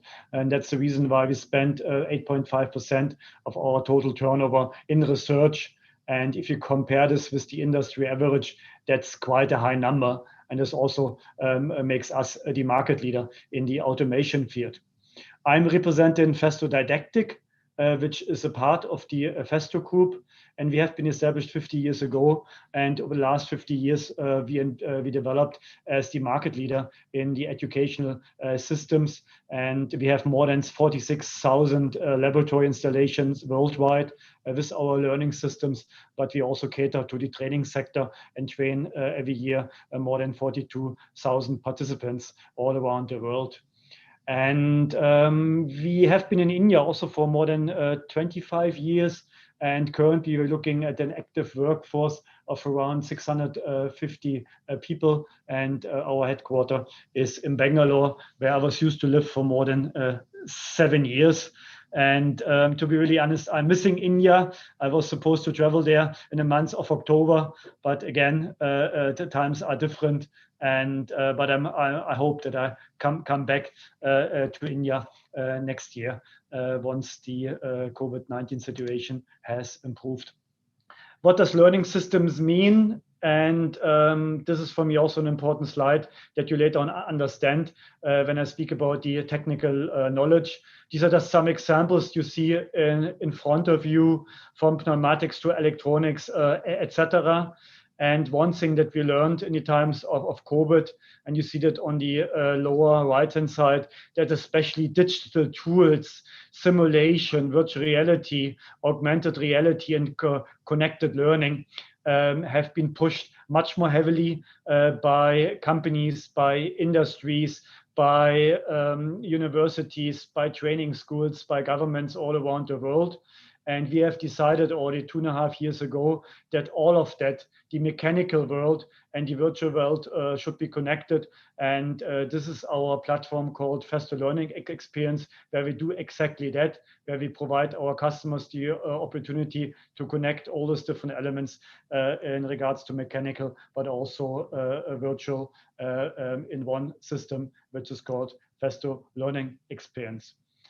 We do not only cater to one industry, but we are pretty generically supporting industries, and those pictures in front of you represent those industries, from automotive to water, but also to food industry. And all of that put together, our more than 90 years of experience in the automation field, our 50 years of experience in the didactic fields, makes us the leader in this field. And that's also the reason why one of our claims is that we are the engineers of productivity, because we strongly believe only technology together with the people will bring productivity, and this is what we are all about. So catering to the topic of today, skilling and recruitment in the new normal. If you have a look on this picture, I don't know what goes through your mind in the first few seconds looking at it. The first time I saw this picture, I thought, my goodness, this is chaos. This is complexity. And to be honest, it is, but that's the world we currently live in. And that's a picture we normally use to train our customers in regards to Industry 4.0, where we are also, by the way, the market leader. And we do also quite a bit of work there in India, because Industry 4.0 is not only something for the developed world, for Germany, for US, etc., but also for companies all around the world, but also for industries, and also vocational institutions, but also for university. So, and what I learned also in this picture, that's not only about the technology when you speak about Industry 4.0, but it's a lot about soft skills. So how do you make sure that people who learn about Industry 4.0 are not scared to apply this knowledge, who are not scared to teach other people what Industry 4.0 is really all about? And this picture is already 3 years old, but this also represents to me the time that we are currently living in. And this topic of Industry 4.0, from my point of view, has been also accelerated in the times of COVID. Yeah, COVID-19. Who of us would have expected that I cannot travel to India twice per year? Who would have expected that we are teaching differently nowadays after not teaching at all for a few months? And this is something which, from my point of view, maybe is not going to stay entirely, but the world has changed, and some of these things that we have been experienced together the last few months are going to stay. And the next few slides, I want to focus exactly on that, what we believe in Faster Didactic, what I believe personally, what the impact will be on the vocational training sector, especially. So on the right-hand side, you see, of course, a nice study. At this time, I think it's from Boston Consulting. we took quite a bit of information out of those studies, but to be really honest, we're also learning day by day what kind of impact it has. And the talent shortage was already there before, an example of Industry 4.0, but also in general, when it comes to new technology, from my point of view, there is a talent shortage. And because of COVID-19, this issue has been further enforced. And unfortunately, and I was used to live in India for more than 7 years, have been traveling to your beautiful country for more than 18 years. In India, as well as in other countries, the TVET sector has been perceived as a second choice only. And this, from my point of view, is wrong, because if you look at the examples, for example, in Germany, the TVET sector and blue-collar worker are the backbone of the industry, of the nation. And from my point of view, that is something that I also believe should be direction for India and other markets. Because things have been changing so fast. The technology, for example, this also means the curricula and the course contents are changing very, very quickly. And what I've also seen in my years of experience in India, that those topics that have been taught in schools maybe 5 years ago are not relevant any longer. So there we have to make sure together that those content is updated regularly. Yeah, I mentioned the fourth topic already. The educational programs are not necessarily addressing the technological needs that the market needs. And I just want to show you this picture that I was used to have in India all the time, which I was taught by somebody from the industry, an industrialist in India. He always tells me when people are coming out from university, that's the skill set they have, but what's required in the industry is that. And I believe that because of the COVID-19, this was further enlarged. And there we together have to work to bridge this and make this gap smaller, that those especially young people that are looking for a job are really finding a job, and to make them also relevant for the future of their career. No real standards globally. I think when it comes to Industry 4.0, that's one of our most important fields. There are global standards, and of course also Germany have been there in the forefront of this development. But in general, I would say that all of us also present today in this important forum have to work together to create those standards. Because if there are standards, then also the people being educated, being trained in those standards can also move from one location to the other. And I know especially about India, there is a strong workforce mobility. People are going from one state in India to another state, but also traveling for work from India, for example, to the Middle East. So that's the reason why standards are very much important for us. But going along with standards as well is that to have a piece of certificate, a proof in their hand that what they have learned is relevant, and it has also been certified by a well-recognized institution, by a well-recognized company. And that's also the reason why I would like to congratulate Certif-ID again for putting this event together, because certification, especially in India, is important to show employers that what people have learned is important for the market, and there's a real proof for that. And my last point on the slide is, unfortunately, hands-on skill development has been lacking the last few months. And this is also why I believe our industry, the learning industry, has changed. We as Didactic has been pushing much more digital technologies, augmented realities, solutions, virtual reality, etc. And this, from my point of view, is going to stay if we like it or not. 2 years ago, I would have assumed that, when I learned a profession as an electrician 25 years ago, that's the only way of learning it. But nowadays, you can learn it also in a virtual way to become an electronic or to become also a welder. All of that's existing, and COVID-19, the pandemic, has further strengthened this development of new technologies. And this also means for us as Faster Didactic and for me personally that modern learning experience look very much differently that all of us have assumed maybe even 8 months ago. For us, learning experience is important. And now we can argue, is the learning experience in the mechanical world different from the virtual field?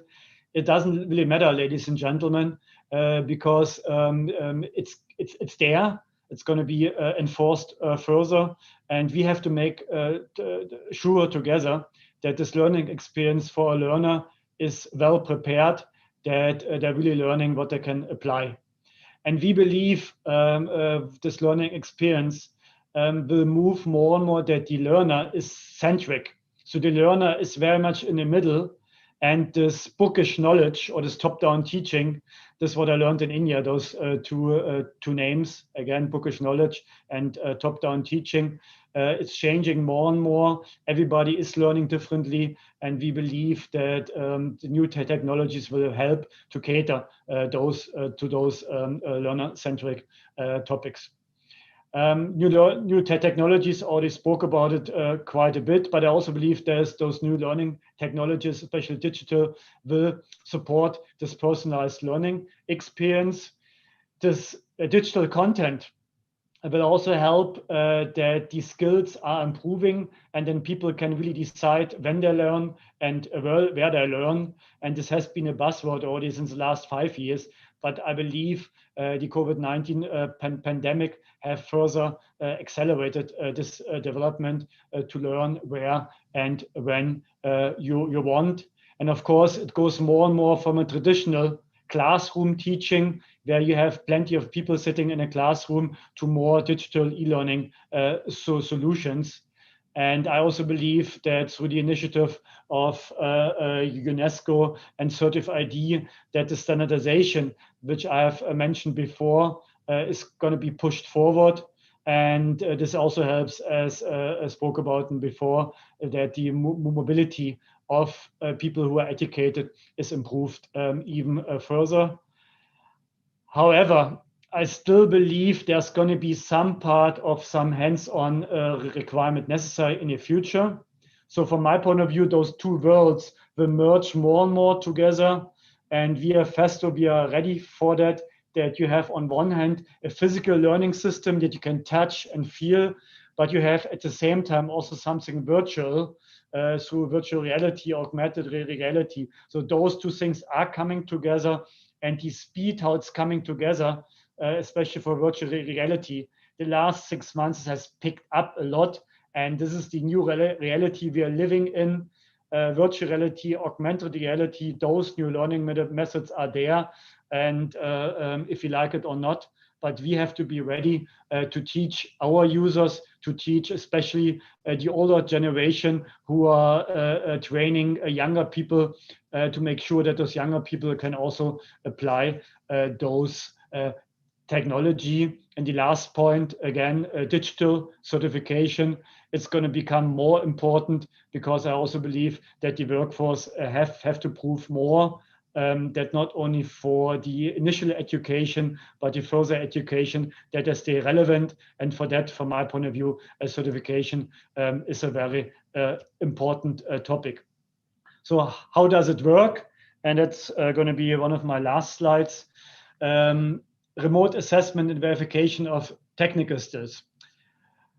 It will be digitally supported.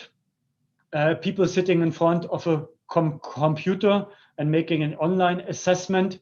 And then on the other side, somebody is certifying that. So this sounds like the future, but reality already. If you take nowadays your TOEFL or your GMAT or your PMP course, all the tests are already online available. You can do it from home. And I also believe this is going to happen in the technical field, in the field that, for example, we as Faster Didactic are in. This must be based on trust, but also on a clear, secure platform, on accreditation and certification. And there I believe that more and more companies will come together, and it doesn't matter if it's a German company and an Indian company, to create common standards together, because together different institutions and companies, this means trust. And this also means a much stronger meaning of relevance for the people who receive this certificate. And partnering for me is very much important. Most of you have heard this term competition, that in the past, we had competitors and we are cooperating together. And the new normal, from my point of view, that in the past, competitors are working much closer together, creating standards together for the good of the people and to help people to find a job. And this partnering, I also believe, is going to be pushed much quicker because of the COVID-19 pandemic. Potential employers will continue to hire the same way. Maybe it's a very strong comment, but on the other hand, I believe that labor work is still going to be important in the future. But those employers, they need to prove, and that the proof is not only from a well-known institutions, and there are several. For example, in India, remember 13,000 universities you have in your beautiful countries. And don't get me wrong, all of them are relevant, but I believe a certificate from a university and a certificate from a company, German company or international company, even company, and this together under one umbrella, for example, Certif-ID, this will help the not only the employees, the future employees, but also the employer to find a job and to stay relevant in the job world. Verification of skills. So not only learning at once, but because of the knowledge, it's changing so quickly. The verification of those future skills that people have to learn is also going to stay very important. There, from my point of view, certification is also an important topic, like also an online platform where all those partners and all of topics I mentioned are put together. And overall, and it's the message also on this slide, my main message, coming together as partners, working together on a common certification scheme will help the students to become relevant, to stay relevant, but also helps the companies to find employees, to make sure there's, for example, more foreign direct investments coming in the country like India. So as a conclusion, we are in Didactic, we are ready for the future. We have been strongly supporting India as a market, and we're also going to stay there for you in the future. We are open to partner and also with the institutions being present today. And we're also happy to be a partner, not only of UNESCO for many, many years, but also with Certif-ID. And I believe now everything is coming together, all those partners. And this event also shows from my point of view that working as partners is also part of the new norm, of the new future. And this also makes me confident in all of us working together that we help people in India to become relevant, to find jobs, but also to stay relevant in the future. And with that, I would like to say again, thank you to UNESCO, but also Certif-ID for putting this great event together. And we are there as Didactic to support all of you also in the future. Thank you for your attention. Thank you, Enrico. Thank you for that very, very relevant and insightful presentation. And clearly, I think a lot of very interesting points came in. I certainly agree. The future of learning is learner-centric. And I think, like you said, remote assessment and verification is a reality. So thank you for that perspective. And I want to quickly move on to, I think, the most interesting part of the session today. And I want to invite our next speaker, Tim Miller. Tim is the co-founder of Certif-ID. And he's had a very deep and global work experience that ranges from emerging technology and digitalization of learning solutions to management system certification and product certification across over 25 countries.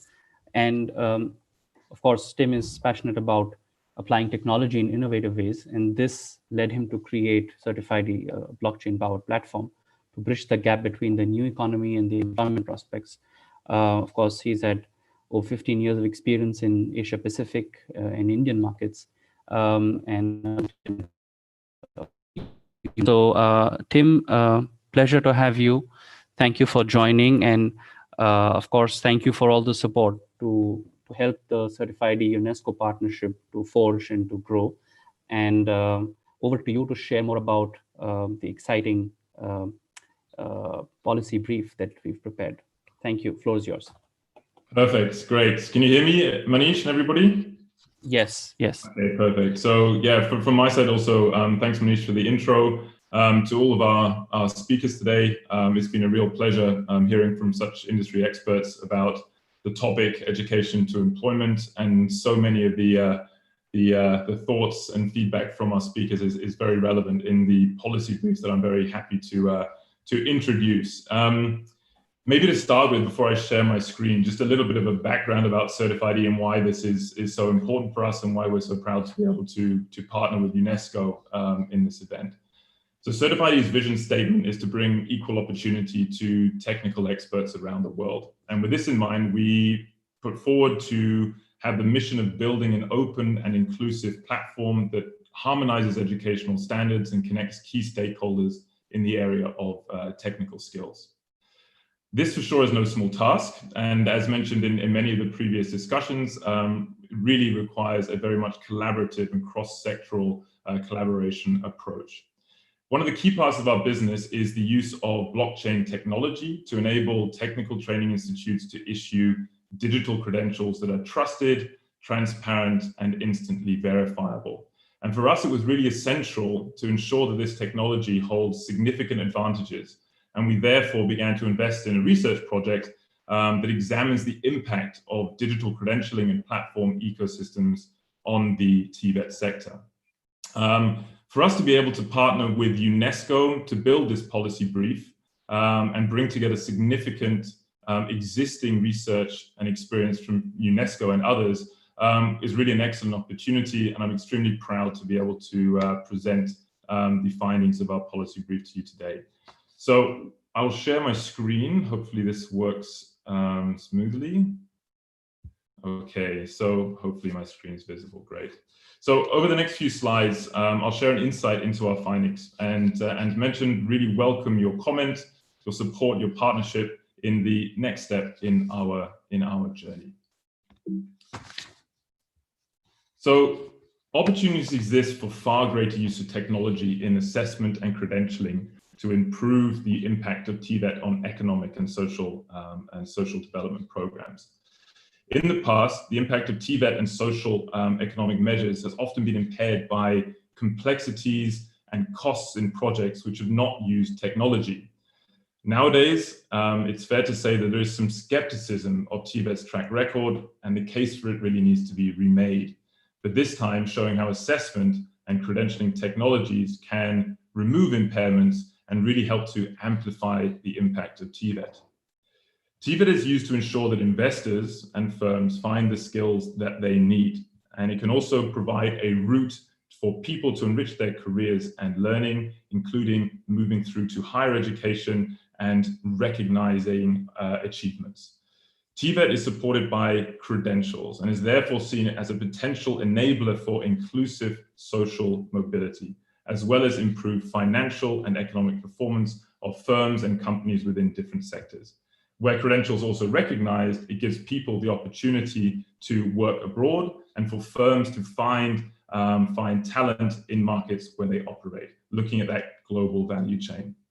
The mechanisms by which TVET and associated credentials support inclusive and social mobility are really looking at things like improved financial performance, low cost, which therefore gives potentially much more accessibility to education than standard or general education routes, the opportunity to earn while you learn, which again is very critical in many markets, the opportunity to progress through vocational training into higher education, improving access to formal learning pathways, and again, I think support for economic migrants who, again, with recognized qualifications, have a much easier time finding work, getting relevant experience in their new markets. And for all the above reasons, TVET and its associated credentials have promised solutions for governments and transnational organizations wishing to promote equitable economic growth. And this promise has attracted substantial investment from donors and from development banks over the past decades. However, there have been a number of recent assessments that really look at the impact of TVET and find that it has often fallen short of expectation. Within the TVET community, of course, there will be a lot of skepticism around this, looking at it as potentially indiscriminate in terms of its outcome, because there are, of course, tremendously positive examples of TVET around the world as well that are really having a positive impact. However, we should recognize that TVET does have some inherent challenges, which we will explore in a bit more detail within this paper, in this policy brief, that can really impair impact. So how do we go ahead with this, and what are those challenges, and how are those challenges able to be solved or supported with the use of different technologies? Across the world, TVET programs play a pivotal role in developing industry-ready professionals that are able to bring extensive value directly into the workplace. And there are a number of different benefits that TVET focuses on by supporting individuals to learn industry-relevant skills and providing much more clarity on learning pathways which enable them to develop in their careers. And if you look at this table here, looking at the mechanics of TVET, again referenced in the policy brief, there are a number of sort of grassroots, from the ground up opportunities that TVET provides, from, again, earning while you learn, having different national qualification frameworks that provide leveling and recognition of skills, recognition of prior learning, which is very important in a number of key markets, and again, this granular credit or accumulation of credits leading to further education and recognition from industry. This all leads to the goals of geographic mobility of people and jobs, enabling skills transparency, so giving people much better visibility of jobs and job roles that are available with different skills and competencies, and giving aspirational opportunities and learning pathways to individuals. And all of this leading to the ultimate goal of providing equitable economic growth for investments and job creation.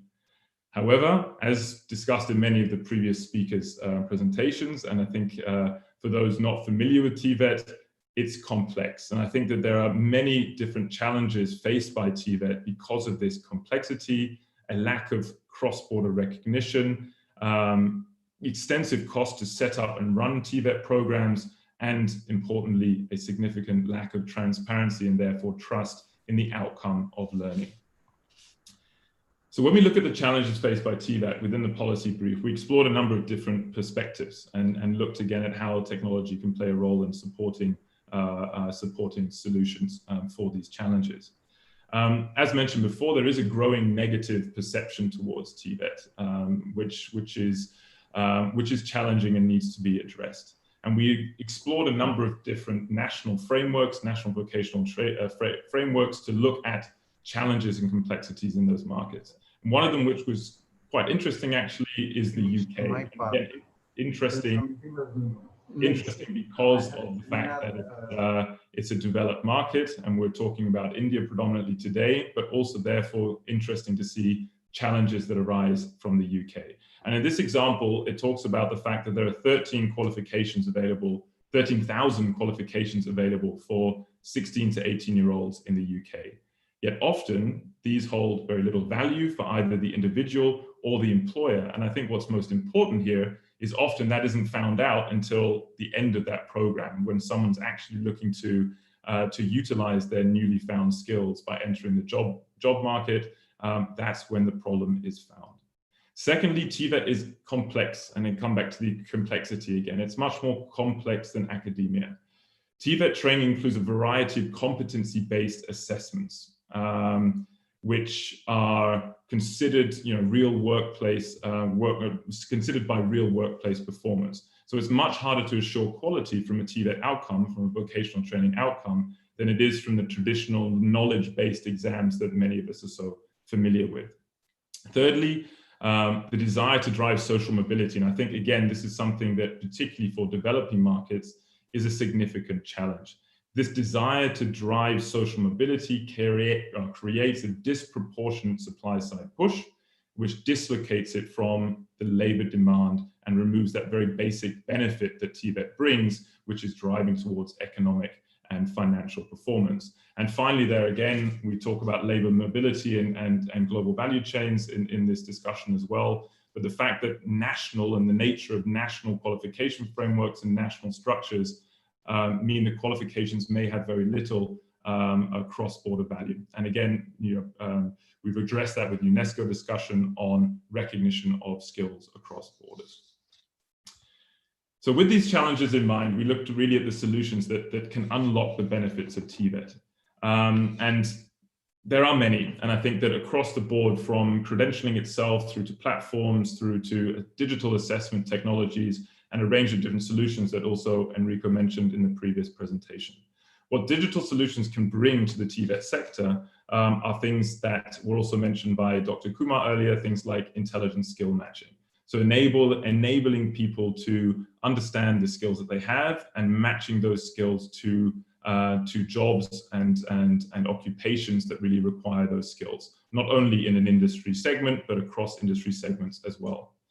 Additionally, dynamic labor market information. I think this is something which TVET really requires urgently, is helping people to have a much better understanding of labor market demands, and therefore channeling skilling and investment into skilling into those skill sets that are really required by the market, and therefore keep that connect with industry. Micro-credentialing as well enables much more flexibility in learning, enables you to learn smaller nuggets and smaller micro-credentials that can build into a qualification, but that also bring significant flexibility into how you learn, so that as technology plays a role in impacting work, you're able to also take turns in the learning that you take. Labor market relevance, as I meant, making sure that technology provides that role in guiding and ensuring labor market relevance, career progression, and importantly also here, transparency and trust, especially when you're looking at transitioning from vocational to higher education. There must be a real high-level understanding of the transparency of those qualifications and skills which provide that trust. It's our firm belief that the adoption of technologies for assessment and credentialing can generate an online marketplace built on trust and transparency, where credentials are genuinely a tradable receipt in skills, but this is only really possible if they support the following, in our opinion. So credentialing authenticity, linking credentials to individuals in a way that can't be falsified, validation, allowing third parties to check that the credentials contain the skills that they really are looking for, and therefore speed up the trust in recruitment and also the speed at which people are brought into the labor market. Third, progression, which allows individuals to understand career and learning pathways. Labor market information, again, not only for the individual, but particularly for policymakers, enabling employers and investors to focus investment properly and channeling funds into those areas which are in most demand by industry and therefore provide the best opportunity. Greater transparency in recruitment and practice, recruitment practice, and broader education to employment pathways, and particularly from assessment and accumulation of smaller credits, which lead to qualifications that allow progress to higher education. Where recognized credentials are used, digital credentialing and assessment can help in raising the promise of TVET. People from all backgrounds, if they've had limited access to general education, can find decent jobs, build aspirational career pathways, and find advancement abroad, and importantly, progress to higher education as well. In order to realize these benefits, the case for TVET needs to be remade by ensuring that policy and interventions adopt the technology technology to manage these complexities, which may have impaired its impact in the past. Pressures of international value chains on policymakers, together with the need to address youth employment and inclusiveness, make it essential that digital services for credentialing, assessment, and the wider ecosystem are considered in the key policy documents. So with this, again, giving you a little bit of an insight into some of the research that we've done within this policy brief, and also the outcomes regarding the opportunity that digitization, particularly for credentials, assessment, and a wider platform use, can really support in helping TVET in reach its goals of providing equitable economic growth. So for all of you that have registered for this event, you will receive the full policy brief by email shortly after the event. And it will also be available to download through the Certif-ID website, but also through UNESCO's extensive library as well. In conclusion, again, I'd very much like to thank our partners at UNESCO. It's been a real pleasure working very closely with the New Delhi office, with Omar and Manish. Thank you very much for all your support. Also to Mike Dawn, who's played a major role in taking the lead in putting this paper together. And we're very pleased to share our findings with you. Last comment, again, it's a collaborative approach, and it's been mentioned before, and we're eager to get your comments, we're eager to get your feedback. We're very open to partnership and look forward to continued collaboration in the future. So thank you very much. Thank you, Tim. Thank you for that great overview of the policy brief, and I'm sure that's generated already a lot of interest. And this policy brief really, like you mentioned, we are also equally happy and proud to have collaborated with Certif-ID to bring this out, and it's been a real pleasure. So thank you once again. Yeah, moving on. Our last speaker for the day, Mike Wild. Mike is the director of Certif-ID here in India. He's the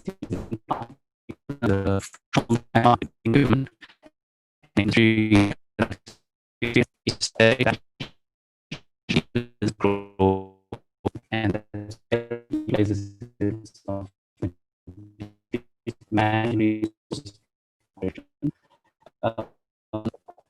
focus for Certif-ID is to position the company for the future with the aim of disrupting the worldwide education and technical training industry. And globally is one of the most critical challenges that we are facing today. So Mike, very warm welcome, and the floor is yours. Thank you very much, Manish. So yeah, what I really wanted to do today was, is the audio okay? Yes. Yeah, excellent. So I really wanted to kind of bring together a summary of all the speakers today and the common themes that have come out of those wonderful speakers. And I think that kind of in, I guess, chronological order, the first up was Omar from UNESCO, and kind of the role in which SDG 4 and UNESCO play in ensuring that, you know, when we're talking about the skilling ecosystem, that there's participation and equal opportunities to all men and women by 2030.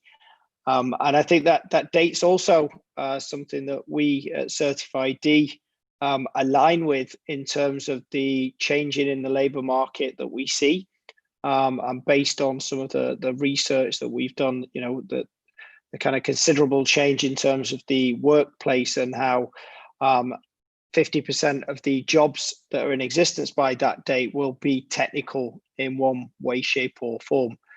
I think following on to that, Professor Varghese, some excellent points in terms of the skilling sector and some real kind of quotes to think about and process in terms of India. And I think in terms of the skilling sector in general, I think, you know, I've been in India for 6 or 7 years now, and obviously everyone knows the numbers are large. But when you kind of really start to look at some of them that you may not hear that often, the 8% versus 92% in the informal sector is really something to make you kind of stand up and see both the challenge and the opportunity that exists. And something that, again, I think when you mentioned the degrees to get a job and training to do a job.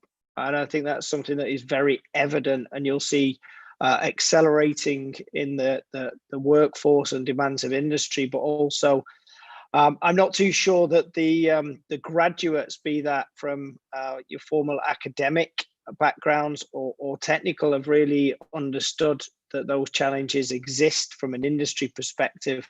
But whether they'll learn the hard way or the easy way, one way or another, in order to get the job that you're looking for, the career path that you're looking for, you're certainly going to have to do additional training over and above what you've done in your, for example, degree. And again, that battle and kind of links it into, again, one of the reoccurring themes of Industry 4.0. But Professor Varghese also mentioned that battle between automation and innovation, and how the ideas piece is kind of key. I think that was also picked up on by Enrico, talking about how Industry 4.0 and those soft skills that were sort of as important and sit alongside in terms of being prepared to work in a cyber physical world is also key. I think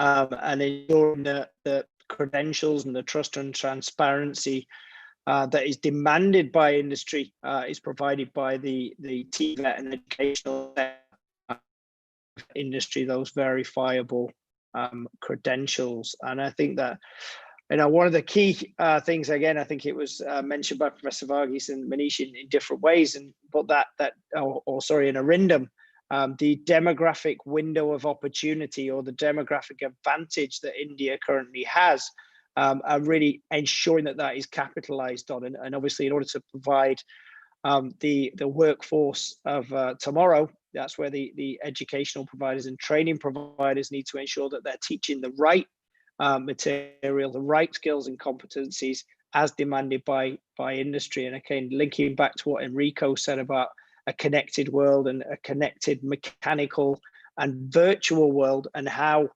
I think he mentioned it several times, Enrico, whether you like it or not, the world has changed. And I think some of the things that we've seen are really an acceleration of change, and whether that's blended learning, being able to learn electrical or welding in a cyber physical world through virtual reality or augmented reality.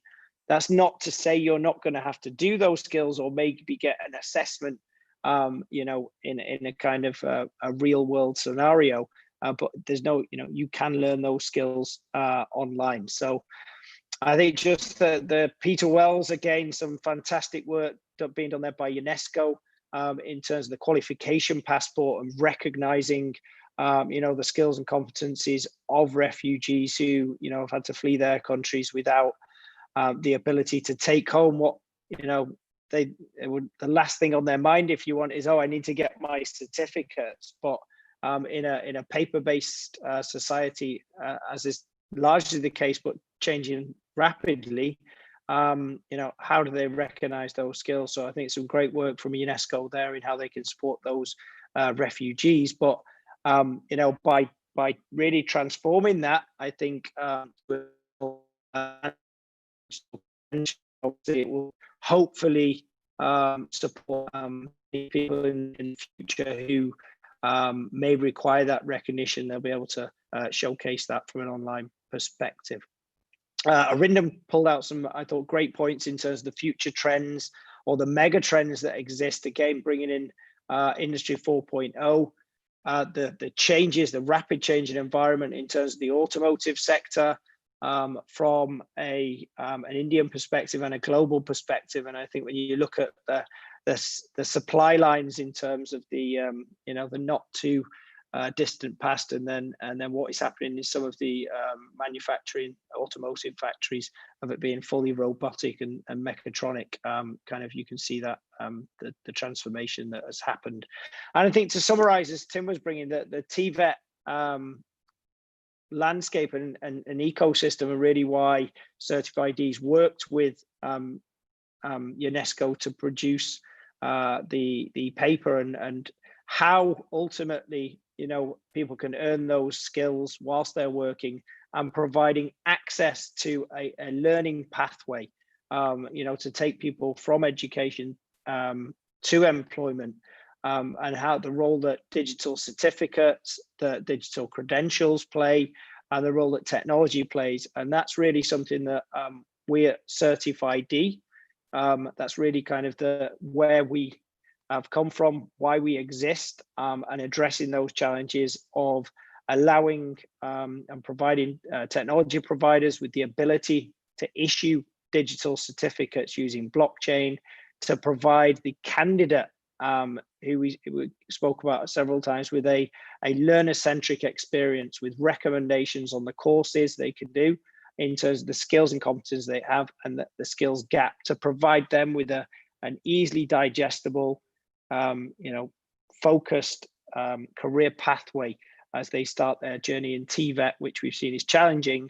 And by signing up to Certif-ID, they're able to explore a simple, easy to use, easily accessible TVET landscape, and really relate to that as how they can get the job of their dreams, and connect both with industry, recruiters, and training providers.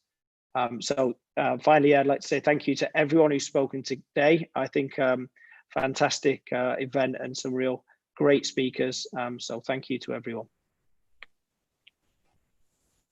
Thank you, Mike, for that great summary. I think you're absolutely right. I fully agree. It's been a very engaging last 2.5 hours with some excellent sessions and a lot of insights. So thank you once again for that great summary. And I just wanted to once again thank everyone who's been involved, not only in this organization of the webinar, but also in the development of the policy brief. And of course, to begin with, I want to thank once again all the speakers who took out the time to join us today and shared their insights. Thank you. Everyone who's been working behind the scenes to make it happen from the Certif-ID team. And yes, of course, to all the participants. We couldn't, unfortunately, take all the questions, but please do write to us if you have any suggestions or questions, and we will certainly try and come back to you.